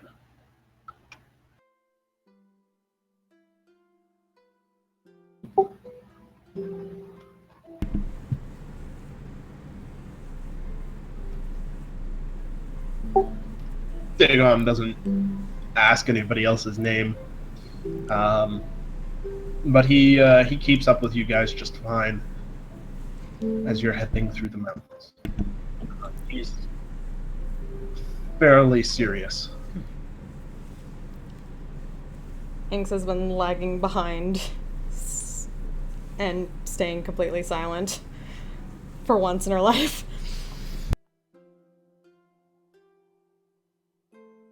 I am suspicious of this.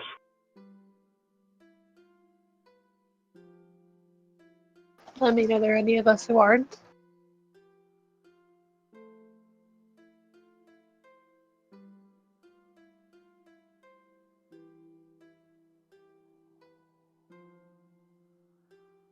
I just have to figure out how I'm going to get in a position where I can ask her. Ooh, I know. I'll ask. In her mind.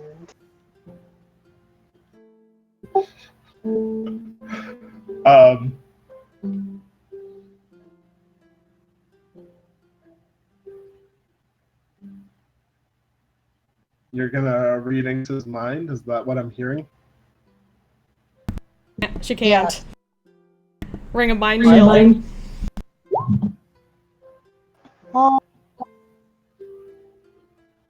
Oh, right.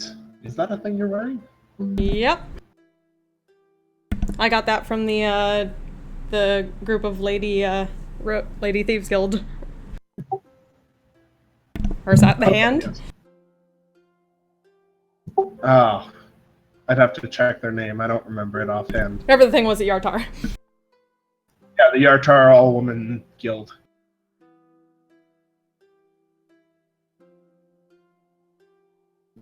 All right. So the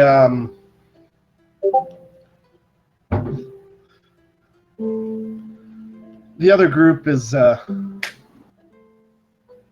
Dagon doesn't seem to be particularly talky.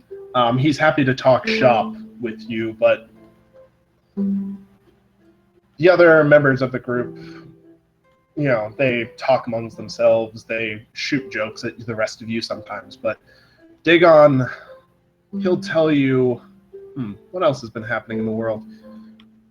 Same as usual, undead are trying to push further out. They've gained most of Silverwood now, so they're edging up towards Silvery Moon and Everland. They're expanding. They're trying to expand into the High Forest, but for the most part, the elves are keeping them out. The elves and the druids. Besides that, I mean, you already know the most recent about the Hill and Stone Giants, but it sounds like somebody's located the Frost Giant leader, Jarl Stormvald. He's hiding up in the Sea of Moving Ice in the northwest corner. I believe in a little place called Svardborg. And I will mark that on your maps in a bit. Other than that, are you looking for any place in particular? Not really. I mean, unless they seem particularly knowledgeable about something. I mean, I'm definitely going to make a mental note of where the Jarl is. I'm sure Harshnag is going to have even more interest in that information. The Jarl is a coward. We will deal with him in time, I am sure.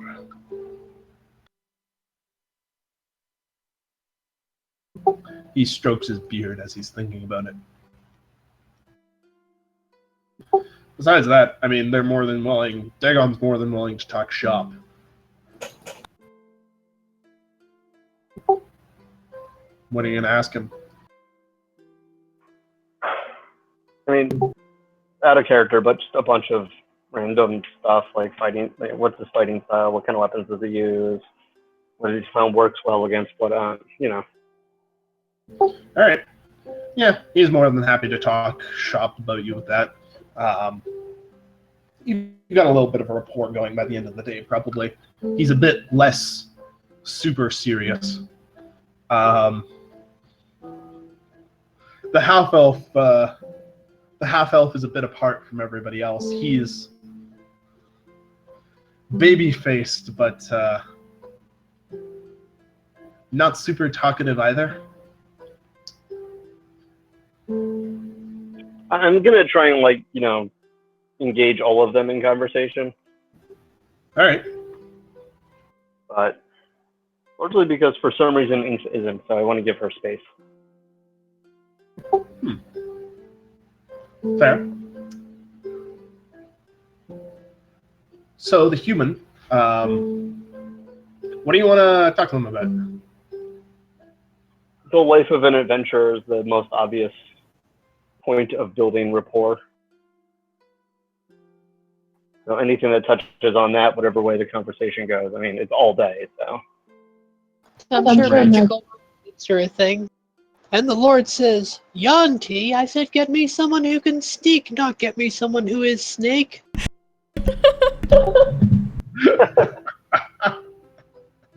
The human probably has a story about that somewhere. He is a positive. Eisen is a positive fountain of stories. A little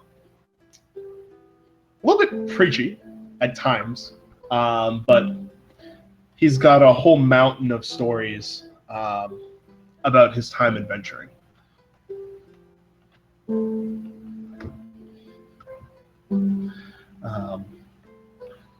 His favorite is a story about one of his favorites is a story about a trap that they encountered a couple of years back. There was this guy who was trying to scare us off a bit.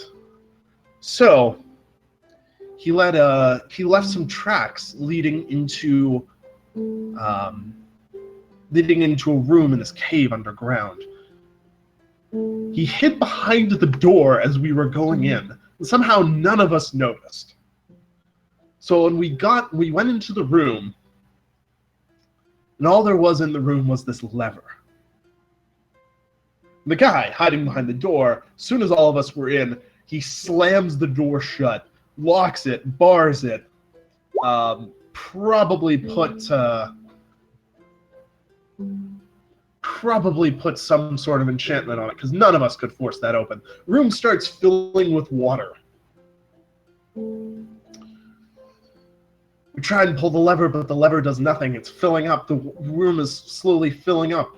It's up to our necks. We're barely trying to breathe, and then it stops. And the water just drains right back out. You can hear the door unbar itself. On the other side of it, there's this note. He must have been trying to be cool or something. And it says, "The next one will be lethal. Go home." Of course, we chased him down after that. Turned out he didn't have much bark or much bite to follow up that bark. But damn, was that terrifying at the time, hilarious afterwards.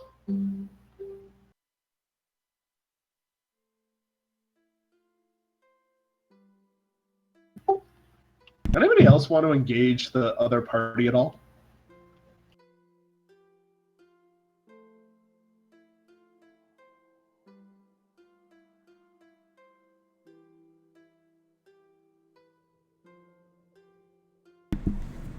At least after the story, Inks will realize she's been a bit quiet and say, "Well, it seems like you're quite busy lot." Just quietly under her breath.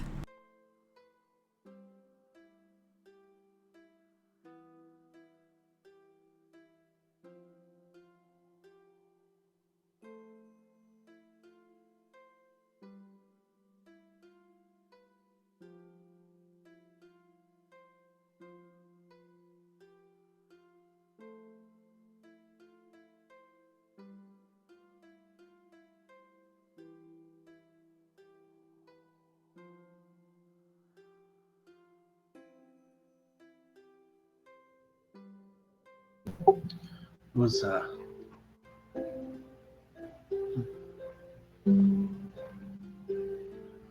you ever lost a party member? Lost a friend?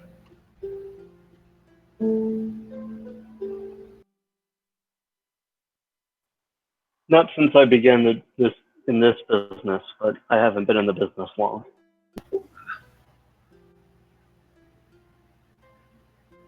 Count yourself lucky. We've had a couple come and go.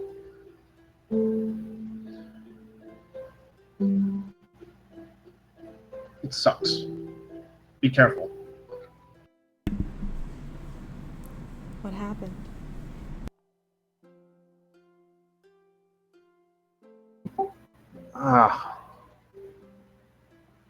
Been a couple who've fallen in dungeons over the last couple of years.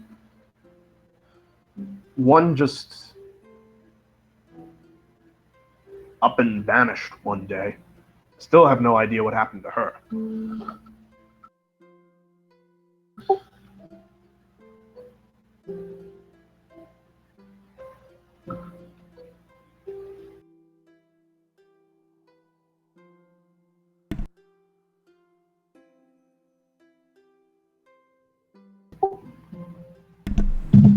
I wonder where she is sometimes, you know?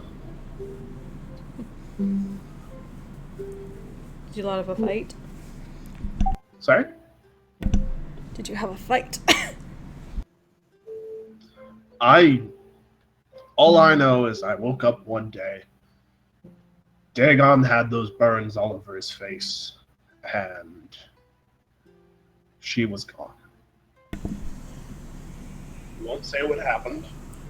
He won't say where she is, even if he knows at this point.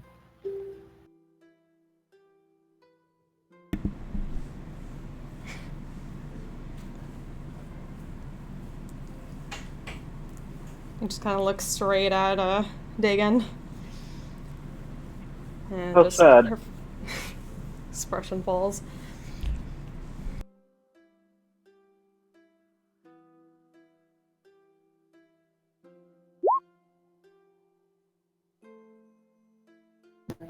insight for me. Okay. Let's see if Adriel would have put it together.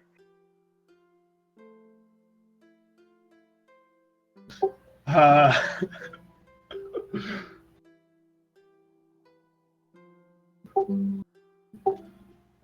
probably.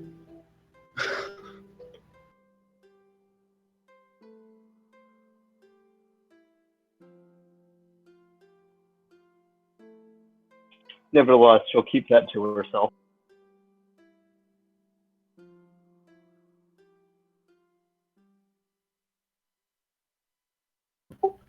All right.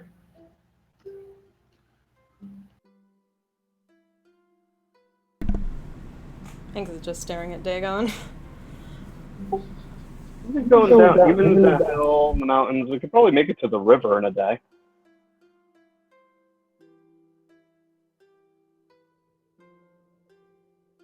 The river that feeds river to the east of where you guys left the Underdark?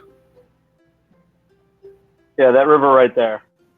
Technically, it flows. We want to go upriver, which is somewhat counterintuitive, but Yeah. it looks like the source is the ice mountain, so we're gonna probably follow that down, fresh water, Right. until it's time to break off to go to Citadel Edabar. We probably want to go to anyway, just to resupply Yeah. and sleep in real bad. That is also fair.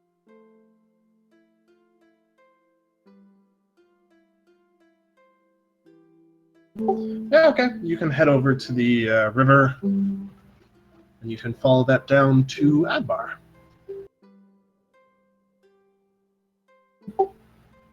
Two days? 3 days? 3 days total.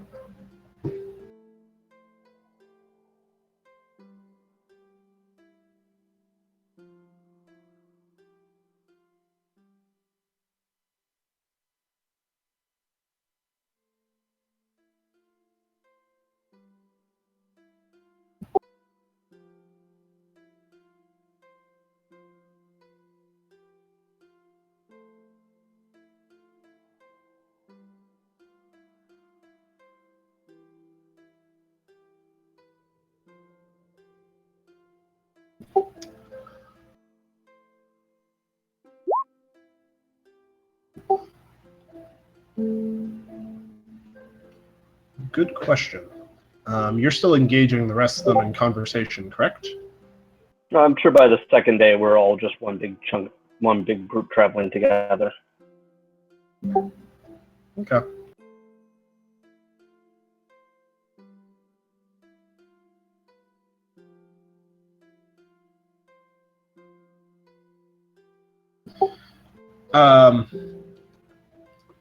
So, in the middle, at one point, there's a quiet little lull. And Dagon kind of looks as if he's been stuck with something. His head goes up immediately, and he's looking around. I don't know. Thought I heard something. Must have just been my imagination.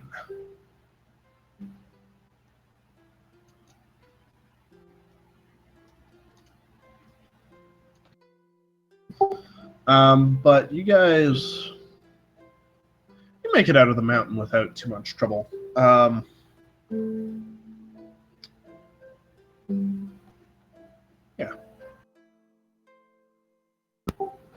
You find your way out of the mountains, down their slopes to the... There isn't a name for it, so I'm going to call it the Ice River, which will lead you down towards Citadel Adbar. That's a nice name. I mean, it's the Ice River flowing out of the Ice Mountains. North past the ice spires. Into, if I remember correctly, the glacier fields. Yeah, that sounds about right.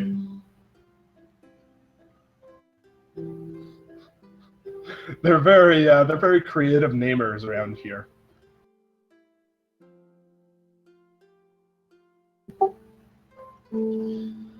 Yeah, you find your way down to the river.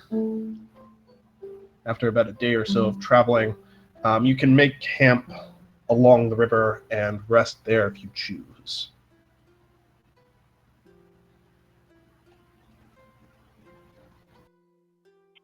Sure. Yeah, go to places any. All right.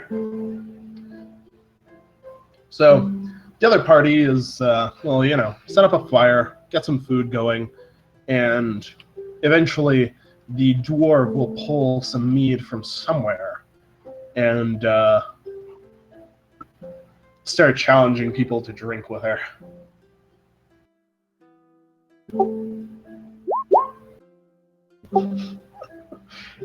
Yeah, it's a mystery where she pulls it from, but hey, come, we should drink. I'm gonna dwarf locating. I knew you would.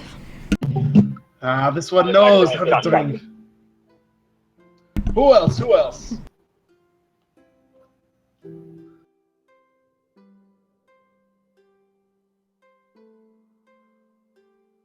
I'll give it a taste, but I'm not getting involved in a drinking contest with the dwarf. It's surprisingly good for something that she's apparently pulled out of nowhere. It's no elven wine, but it was pretty good.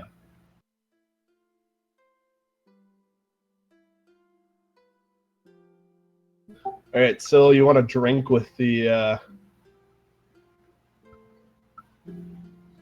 dwarf?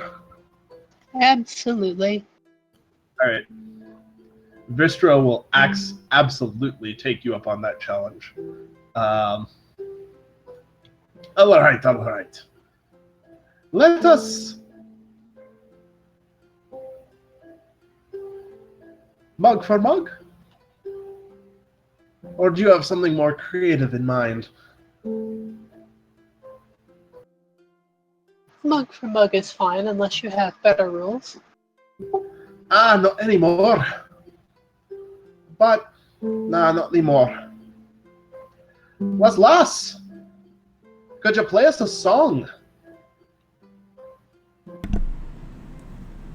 Thanks, we'll look at her for a bit. Oh, of course. And she'll grab her lyre. Tribe Dwarven tune. All right. First one. Person who drinks the most over the course of the song and doesn't fall over drunk within the next hour is the winner.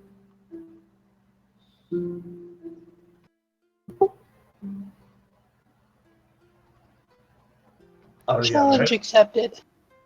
All right. Let's go then. Play, lassie, play. It takes a second, but she starts putting out a tune.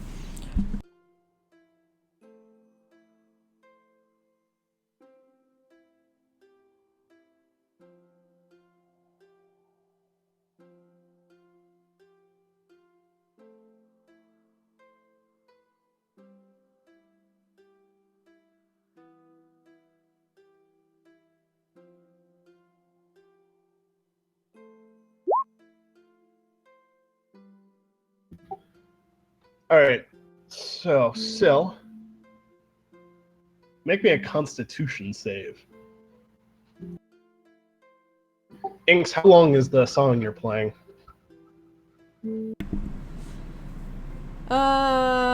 Decently long. It's a dwarven tune. It goes on for a while. Yes. The infamous gold. The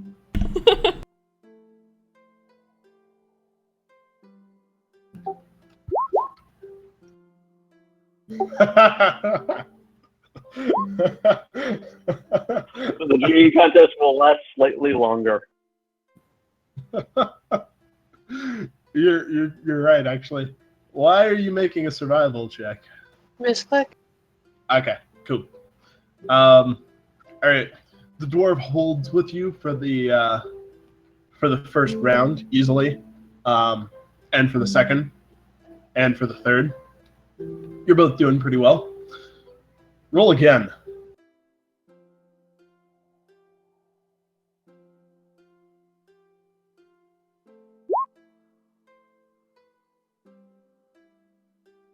Boy, it sure is a good thing that I have inspiration. 17. All right. So you're going strong through the fourth and fifth as well. Hey, you're doing not bad, eh? Not bad for an elf. Let's keep going. Haven't heard the song stop. Neither have I. She tips a mug up and starts quaffing. Another save. Another save.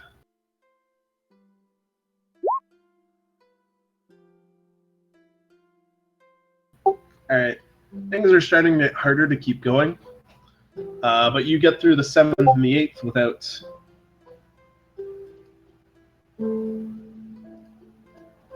without trouble.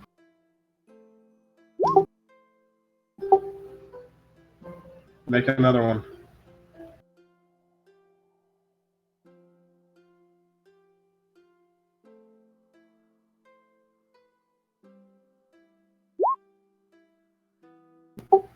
Alright, you're both still going. Oh, 10! That's good! It's been a long time since I had somebody match me this well. Ooh. Years of practice. That's fair. Ooh, okay. You both stumble a little bit this time. Ooh. You feeling it yet? Just a touch. I felt it too, just a tot.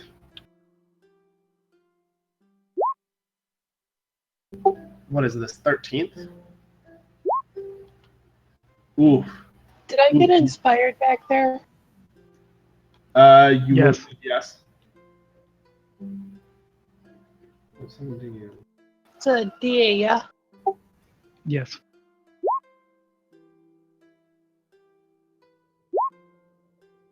Thirteen's probably still not high enough. No. So 16 now.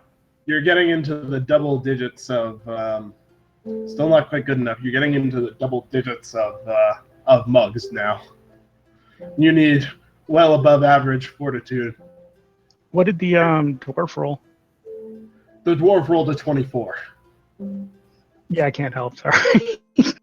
As dwarves do. Yeah. She is no stranger to this sort of thing. This is why they get poison resistant.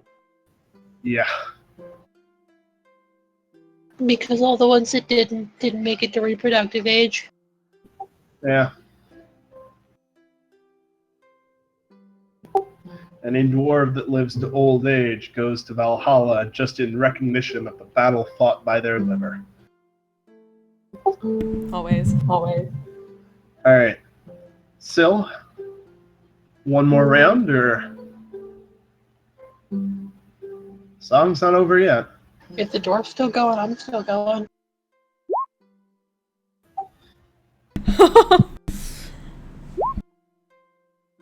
She downs that like a fucking champ. You, on the other hand, start feeling very sick after your last one. Make another con save real quick.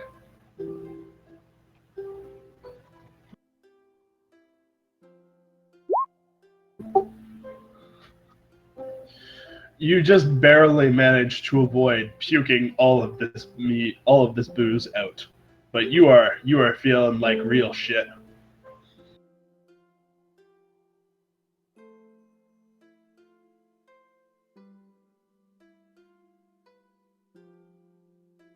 I think perhaps I may have found my limit.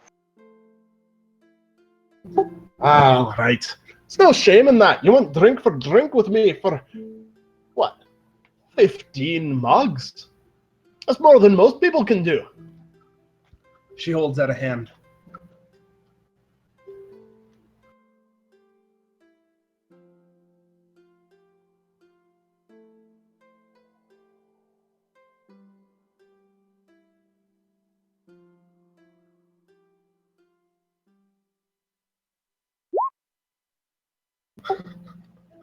Ah.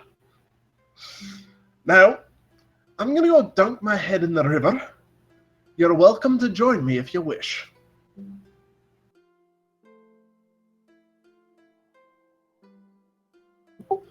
And Vistra is wobbling a bit, gets to her feet, and heads off towards the river.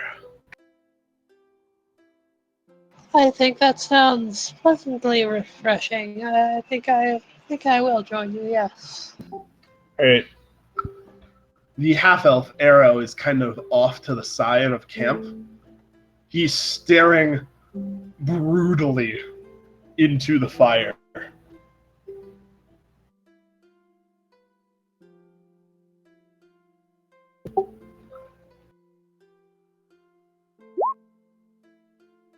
No. The half-elf. Ah, The fourth member of their party. has he said anything at all day? He's young, he's baby-faced, but he is brooding for the Olympics right now. Sorry, what did you say? I was asking if he had opened up at all during the day, but it sounds like no. Nah, he's busy being broody.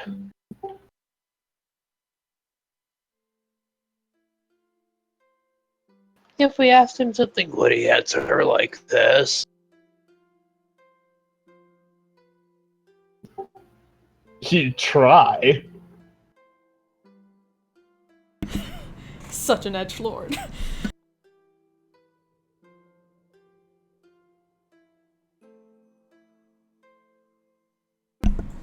What about Dagon? He's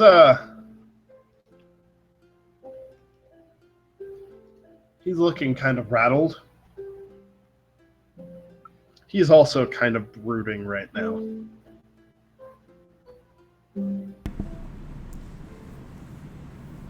Something the matter?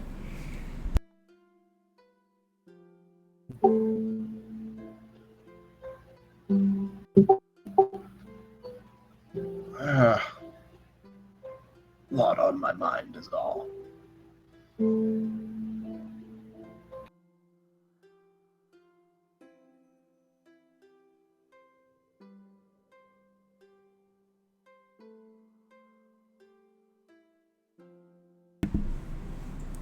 Any particular reason?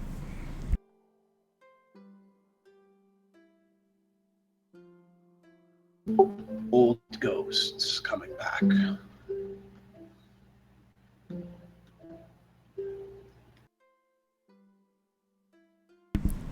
Yes, that tends to be the trend, doesn't it?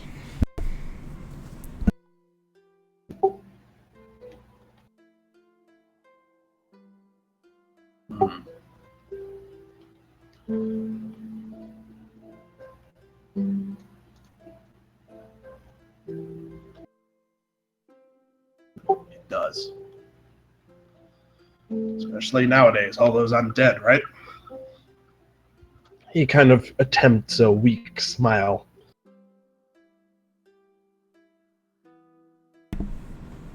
Hanks doesn't smile at that. A bit of a pain. Sorry?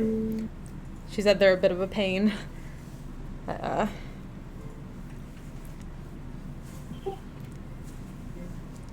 Yes. Yes, they are. He kind of looks up. Do I know you from somewhere? Your voice seems really familiar. Don't believe we've ever met in our lives. I'm sure I'd recognize a face like yours.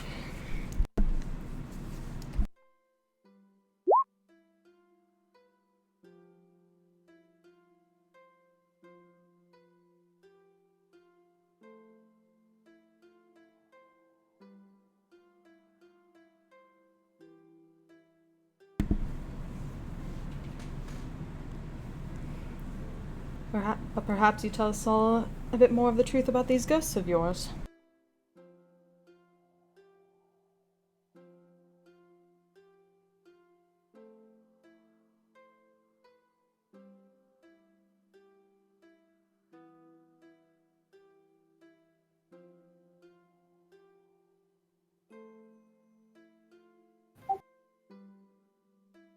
Yeah, I'm busily enjoying Alcoholic Sisterhood, but someone should definitely ask Inks what's up.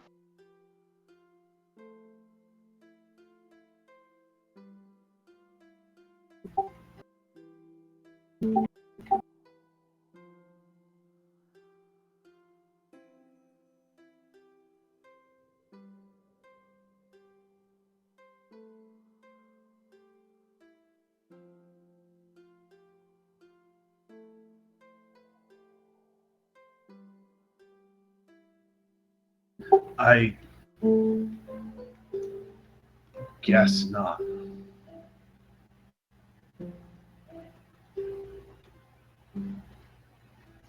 Must have been mistaken.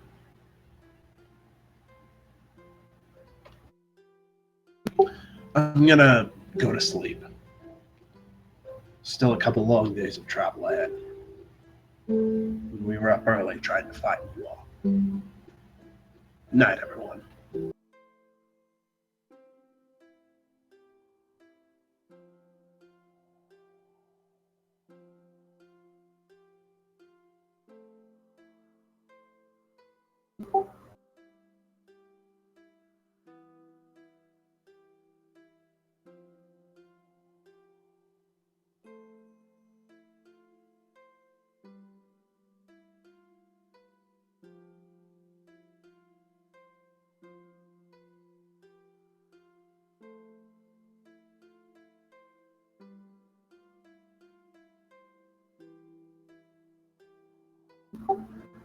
What's everybody else doing?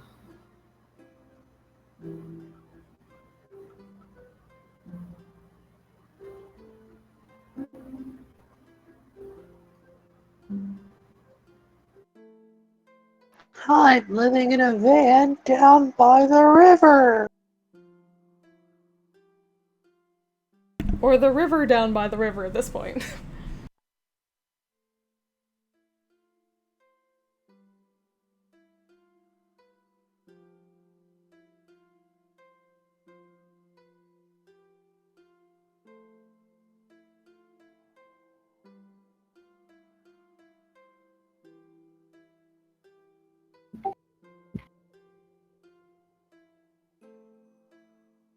How is the land down by the river?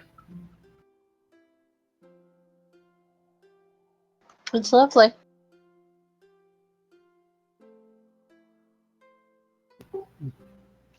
Good. Roll a Constitution save.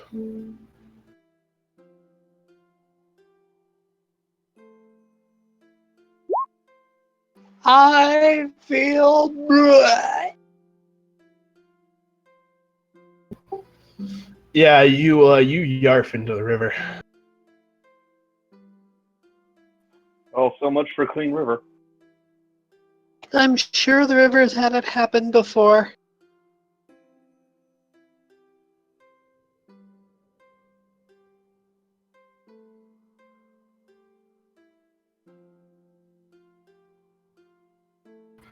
Probably. Rich, Ox, what are you guys doing? Meditating. Probably just hanging out off to the side. All right. Also enjoying watching nature. There is plenty of nature to be watched right now. caribou have apparently already come through, but there's some lovely birds flittering about. There's a Oh, I know a nature fact about birds. ooh, do you? Do tell. So, when large groups of birds fly, they often fly in a V. Yes. And one side is sometimes longer than the other. But do you know why that is? Why is that? It's because there's more birds on that side.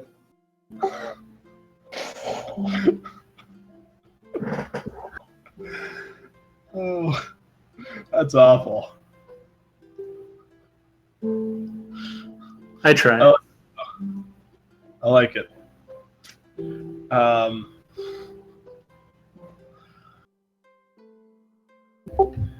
All right.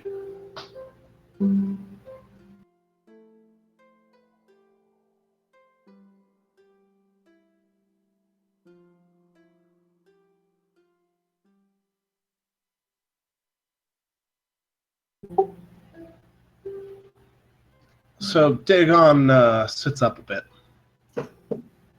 from where he was sleeping, or appearing to sleep.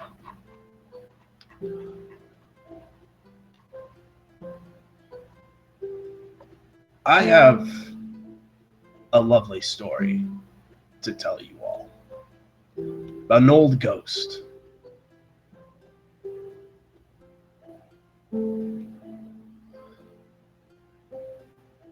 Who wants to hear?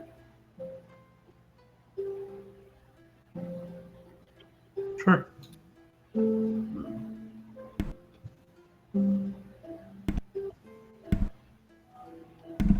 Thinks it's more glancing around at the reactions of the other group. So, once upon a time, it wasn't just the four of us in our adventuring group. There was a fifth. A woman by the name of Oni.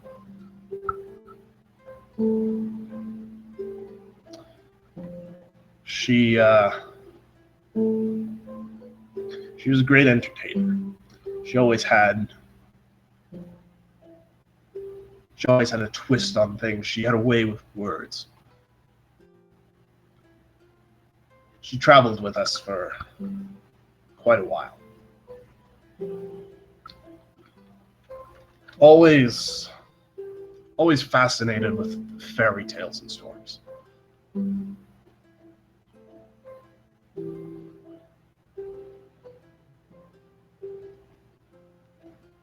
She seemed very close. She seemed to want to be very close. One night when we were camping,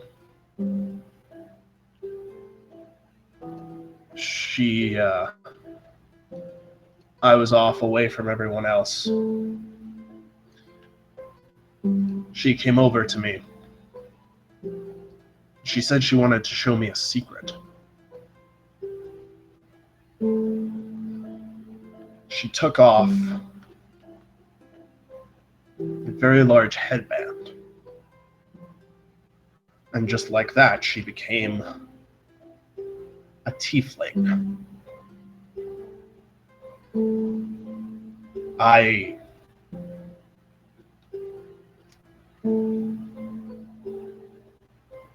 think she thought I was one too.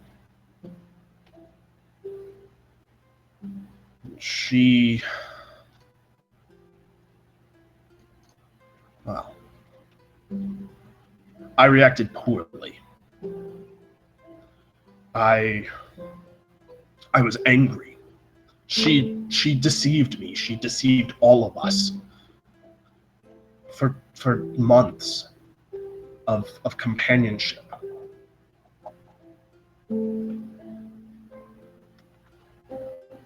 I went at her with my warhammer to try and drive her away. She did this. He touches his lovely set of scars.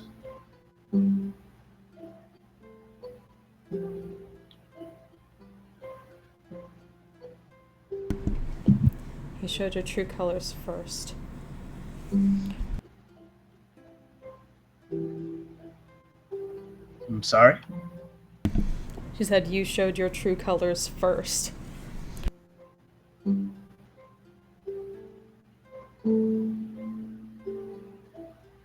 How would you know?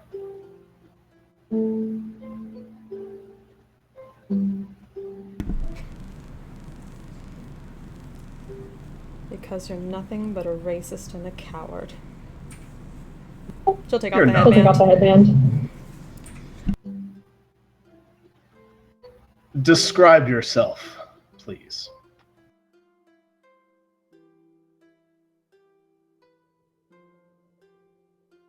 I've got a thing for this.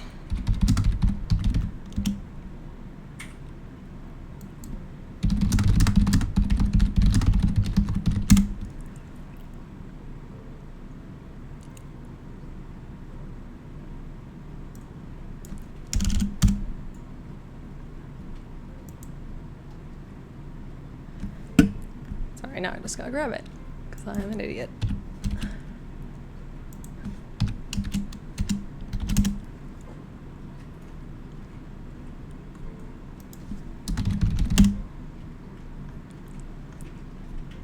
Come on, why did it disappear?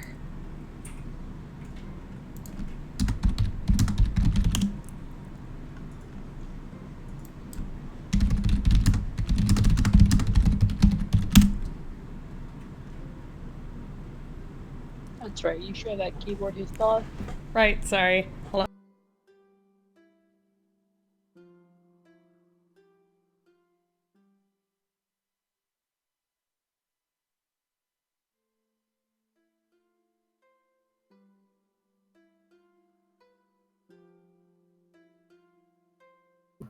So who's surprised?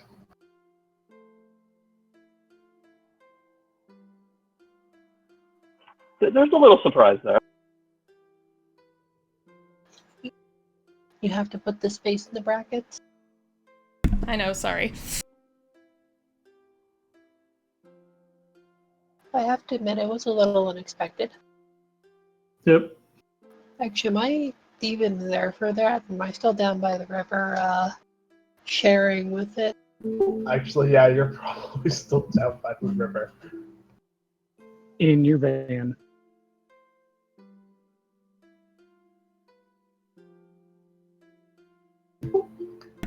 So yeah, she looks like that. She has a broken right horn. With no attempt at subtlety at all, Adriel's going to stand up and use Divine Sense directly at her.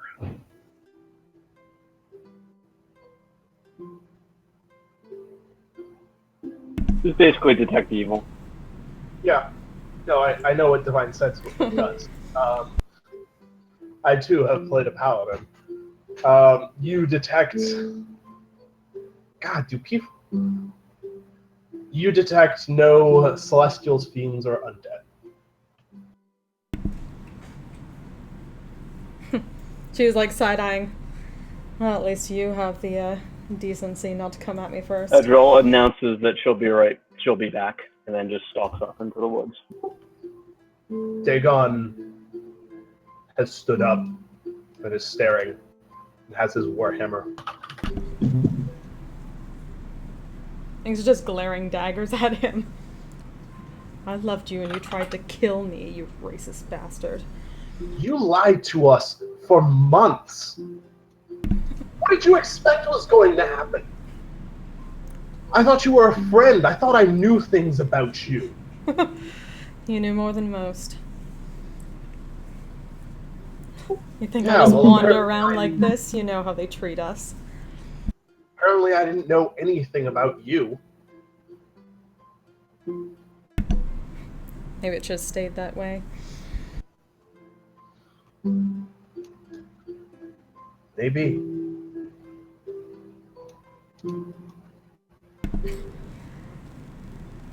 It's just appearances, and you decided that was enough to try to murder me. From the start.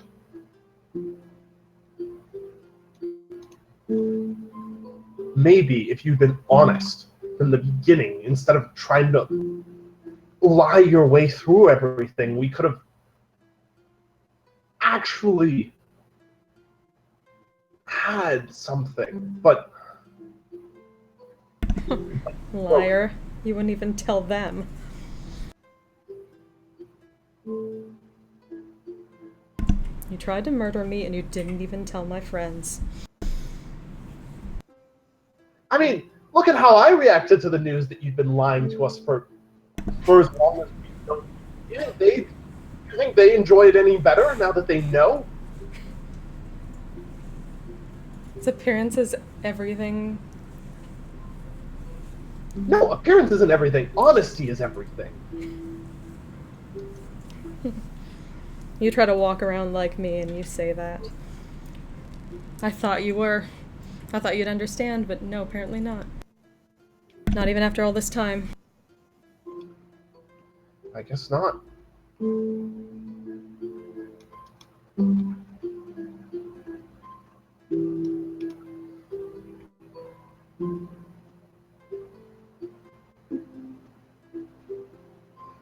Syl, you wander back into Adriel's gone. Ox and Rich are doing undetermined things.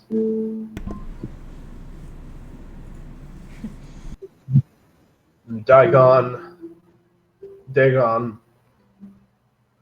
and Inks are staring at each other like they're gonna kill each other.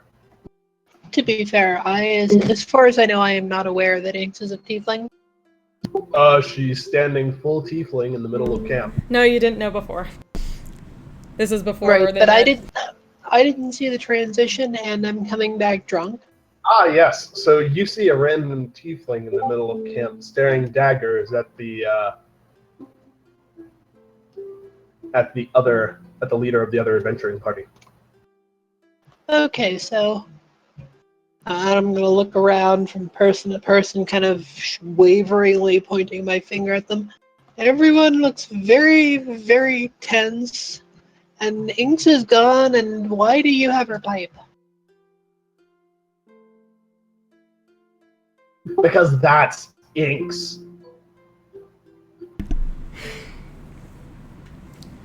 You should just go back and sleep, Syl.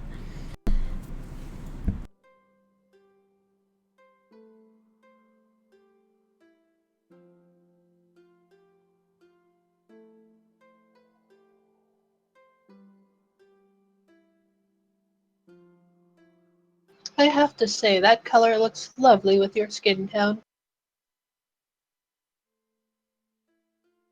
Now, why is everyone so damn upset?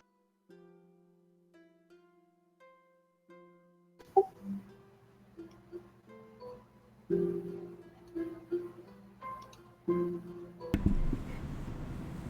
just expecting someone to decide to finish the job that he started a long time ago. I'm leaving in the morning.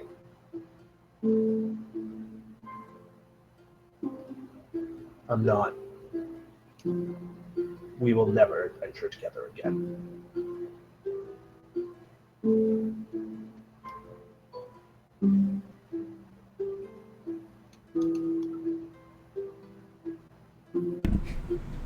Bye, Oni. I really did love you, you know? You bastard.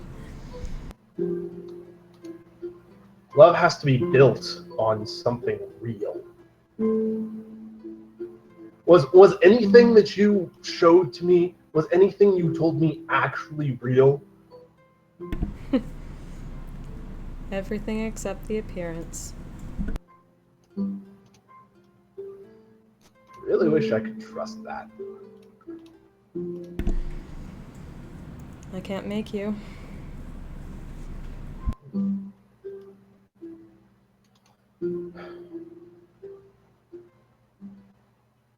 He's gonna gather his bedroll and head off into the woods.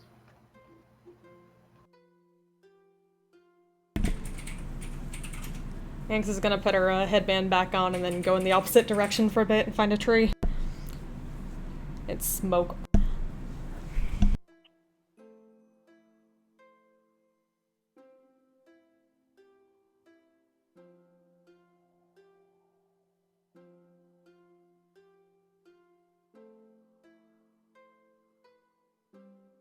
They're still kind of in shock for the moment. They haven't really done much of anything. They've kind of just been gaping at Inks.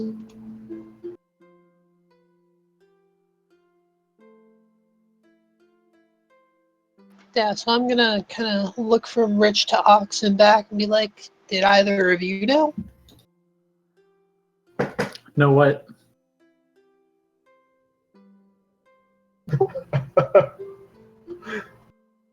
Sorry, how many startling revelations of revelations? Yeah, how many of those have there been in the last few minutes? Oh, I think there was something about Inks changing her hair. I don't know.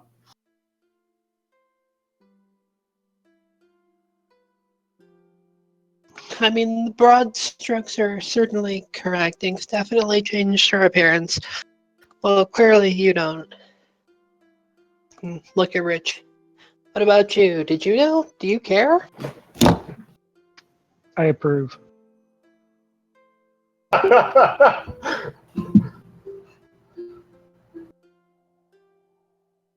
Good call.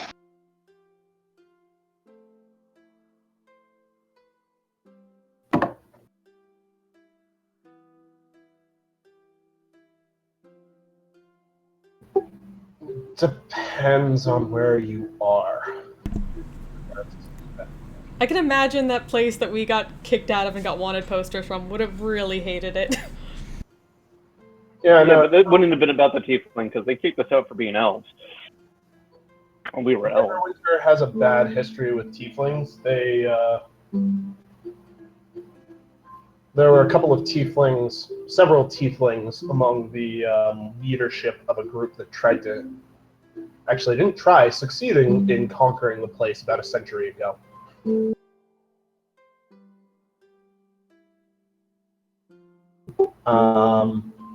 Besides that, I mean, there's no, off the top of my head, there's nowhere that has like super prejudice against tieflings. It kind of, again, varies depending on where you are. Not looking like pogroms or anything, though.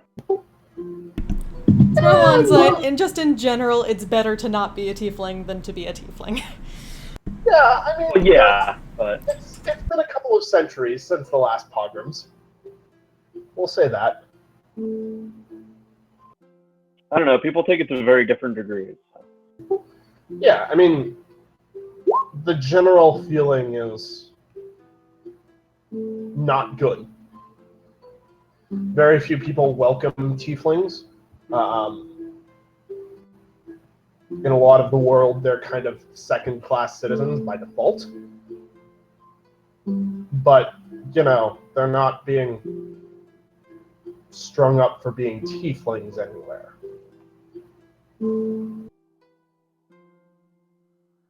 Various places have varying levels of how much of a second-class citizen you are, but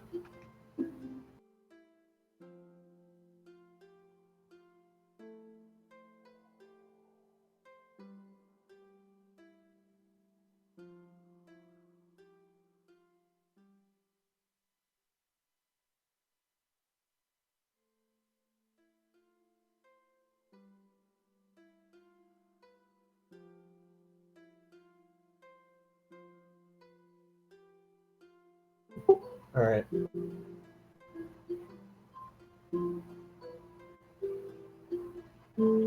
After a few minutes, Edriel will return to camp. All right. Inks, I assume you're still off in the woods. Yep.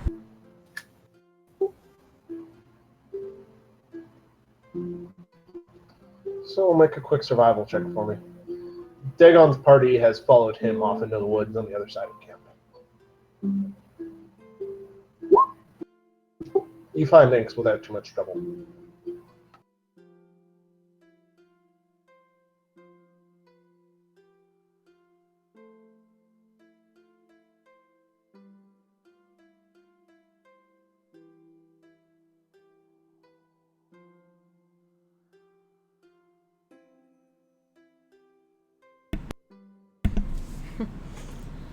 Always wondered what he would have told them.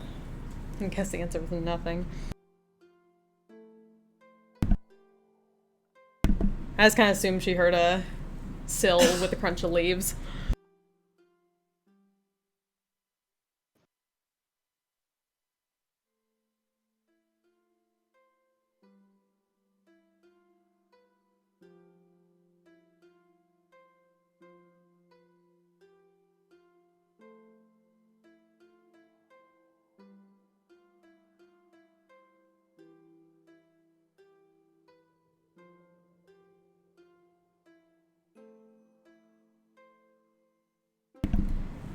And you, my friend, are a bit of a drunk, but I appreciate it.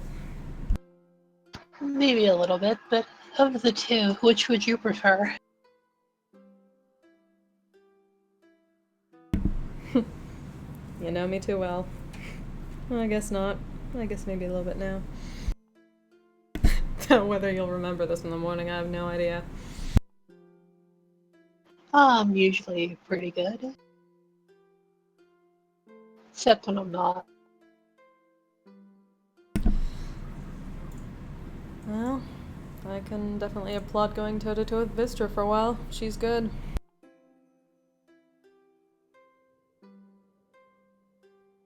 So you really had feelings for him once? Wasn't I a fool? Did he have the stick up his ass then?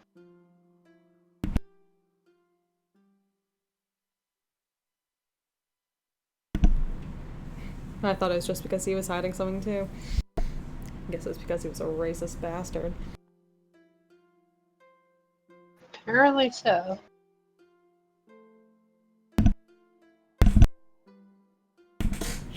And here I am being petty again. It's been a while. Suppose a situation like that could give you reason to be bitter. I was really hoping I'd never have to see him again. Damn, Lord Naboon, he had to do this. Not that he knew, but funny how the world works.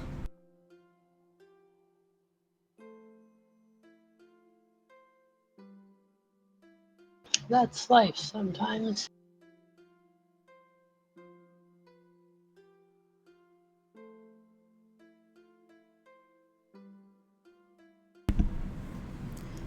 I hope you can keep the secret from the normal people. I do enjoy being able to walk into a town and not have to deal with the consequences.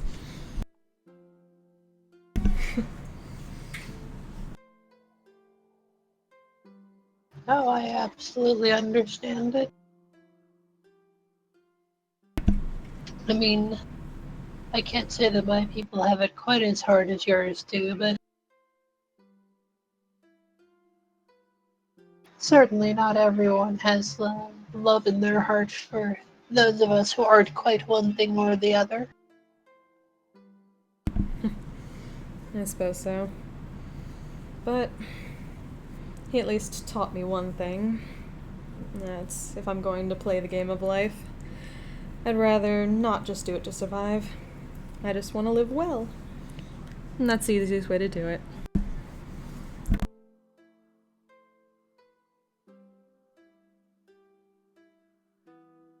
Indeed.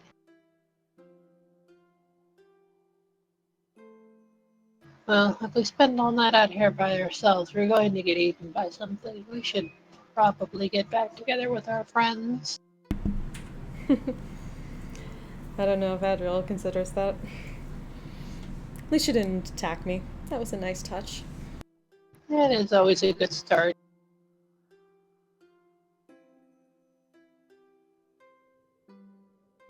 Don't suppose I scared anyone else off.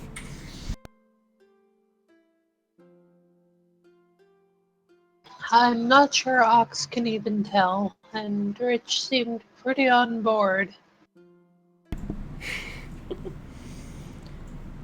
Funny how that works. Alright, time to face the proverbial firing squad. I believe the word he actually used was approve.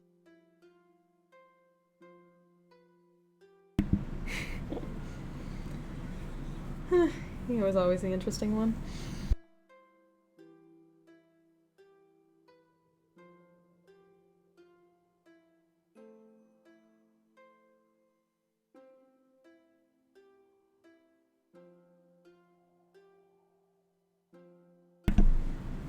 She'll eventually sigh and push herself up and follow wobbling Soliloquy back to camp slowly.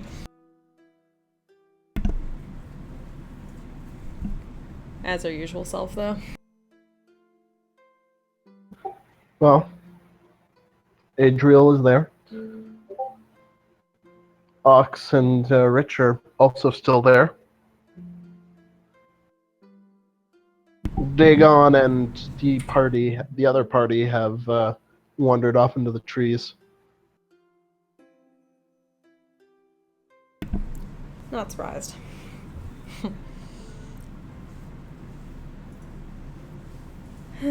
Well, here I am bringing They're down lost. the mood. Not my usual game. Sorry about that.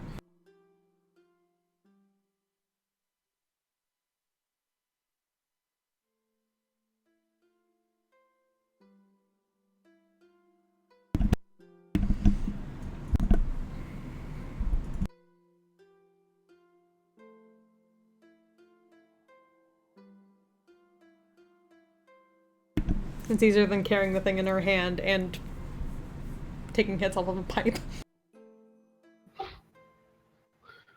So you are in half-elf mode, and you're wearing the headband again? Yep. Okay.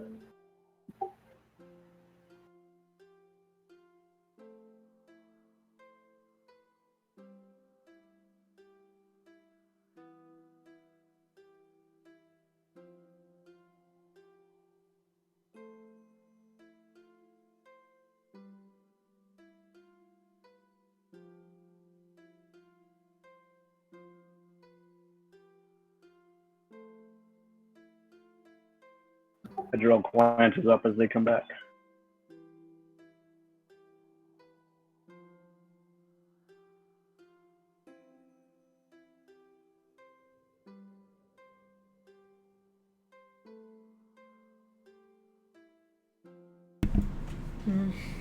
Inks will just give a musing nod to Ox and then kind of ease out of it and glance over to Adriel. Well, I can at least hope I'm not evil enough to be smitten. At least not in that way. Adriel gives a big sigh. I do not appreciate the deception. I understand, and I will forgive you, but I'm still angry.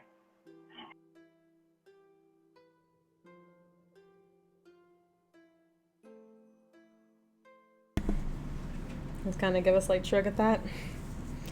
Suppose I can't complain. But as I told Soliloquy, I have my reasons.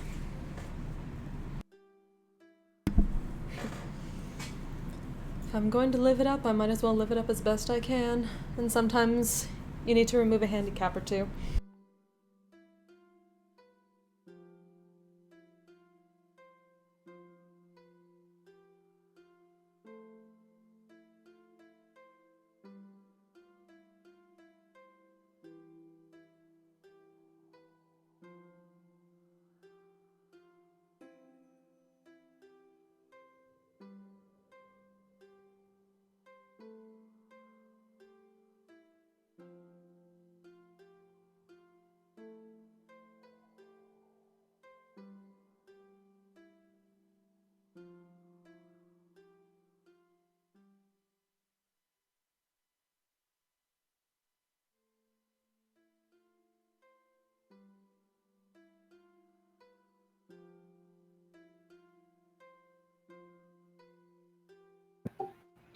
As silence fills the camp, only the snap and crackle of the flames remain. As slowly evening turns to night.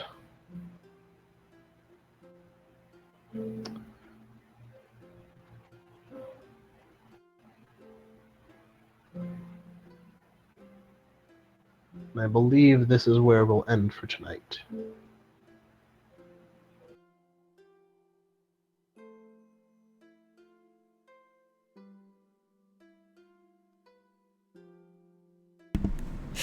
I'm fucking surprised that lasted as long as it did, honestly.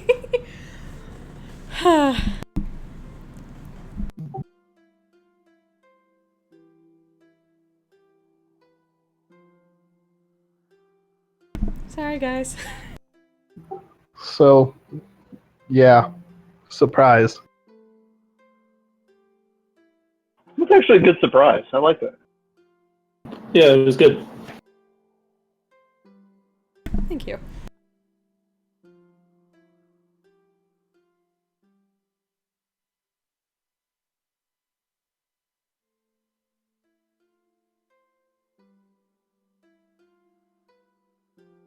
As surprises go, it definitely was. I'll take that as a high compliment from you.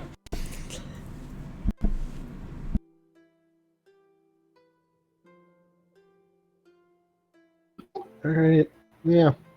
So, that was a session. I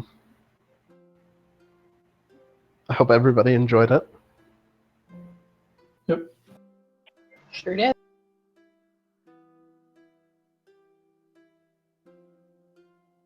I'm glad.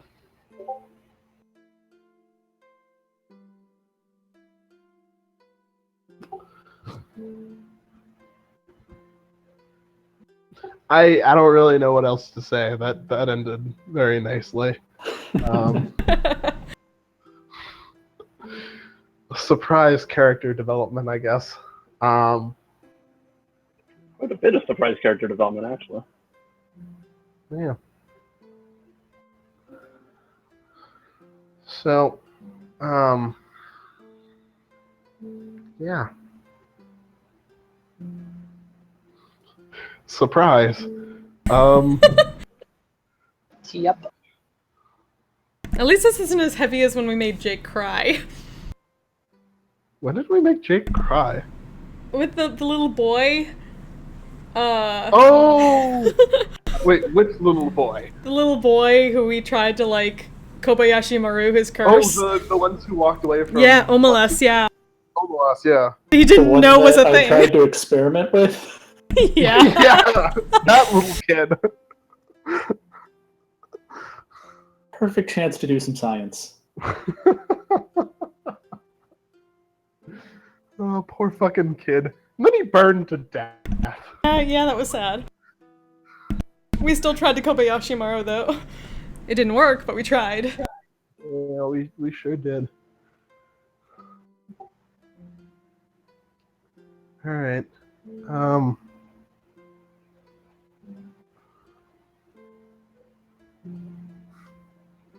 Fuck, I didn't know Time he next cried. week. Yeah, same time next week. Nomination? Yep. I mean, it's kind of gotta be aims for surprise reveals. Yeah. Thank you. Pretty much.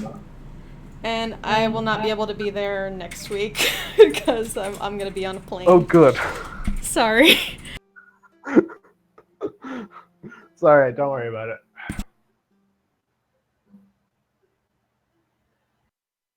Yeah, I don't think I'm gonna be able to get good enough Wi-Fi. That's fair, don't worry about it.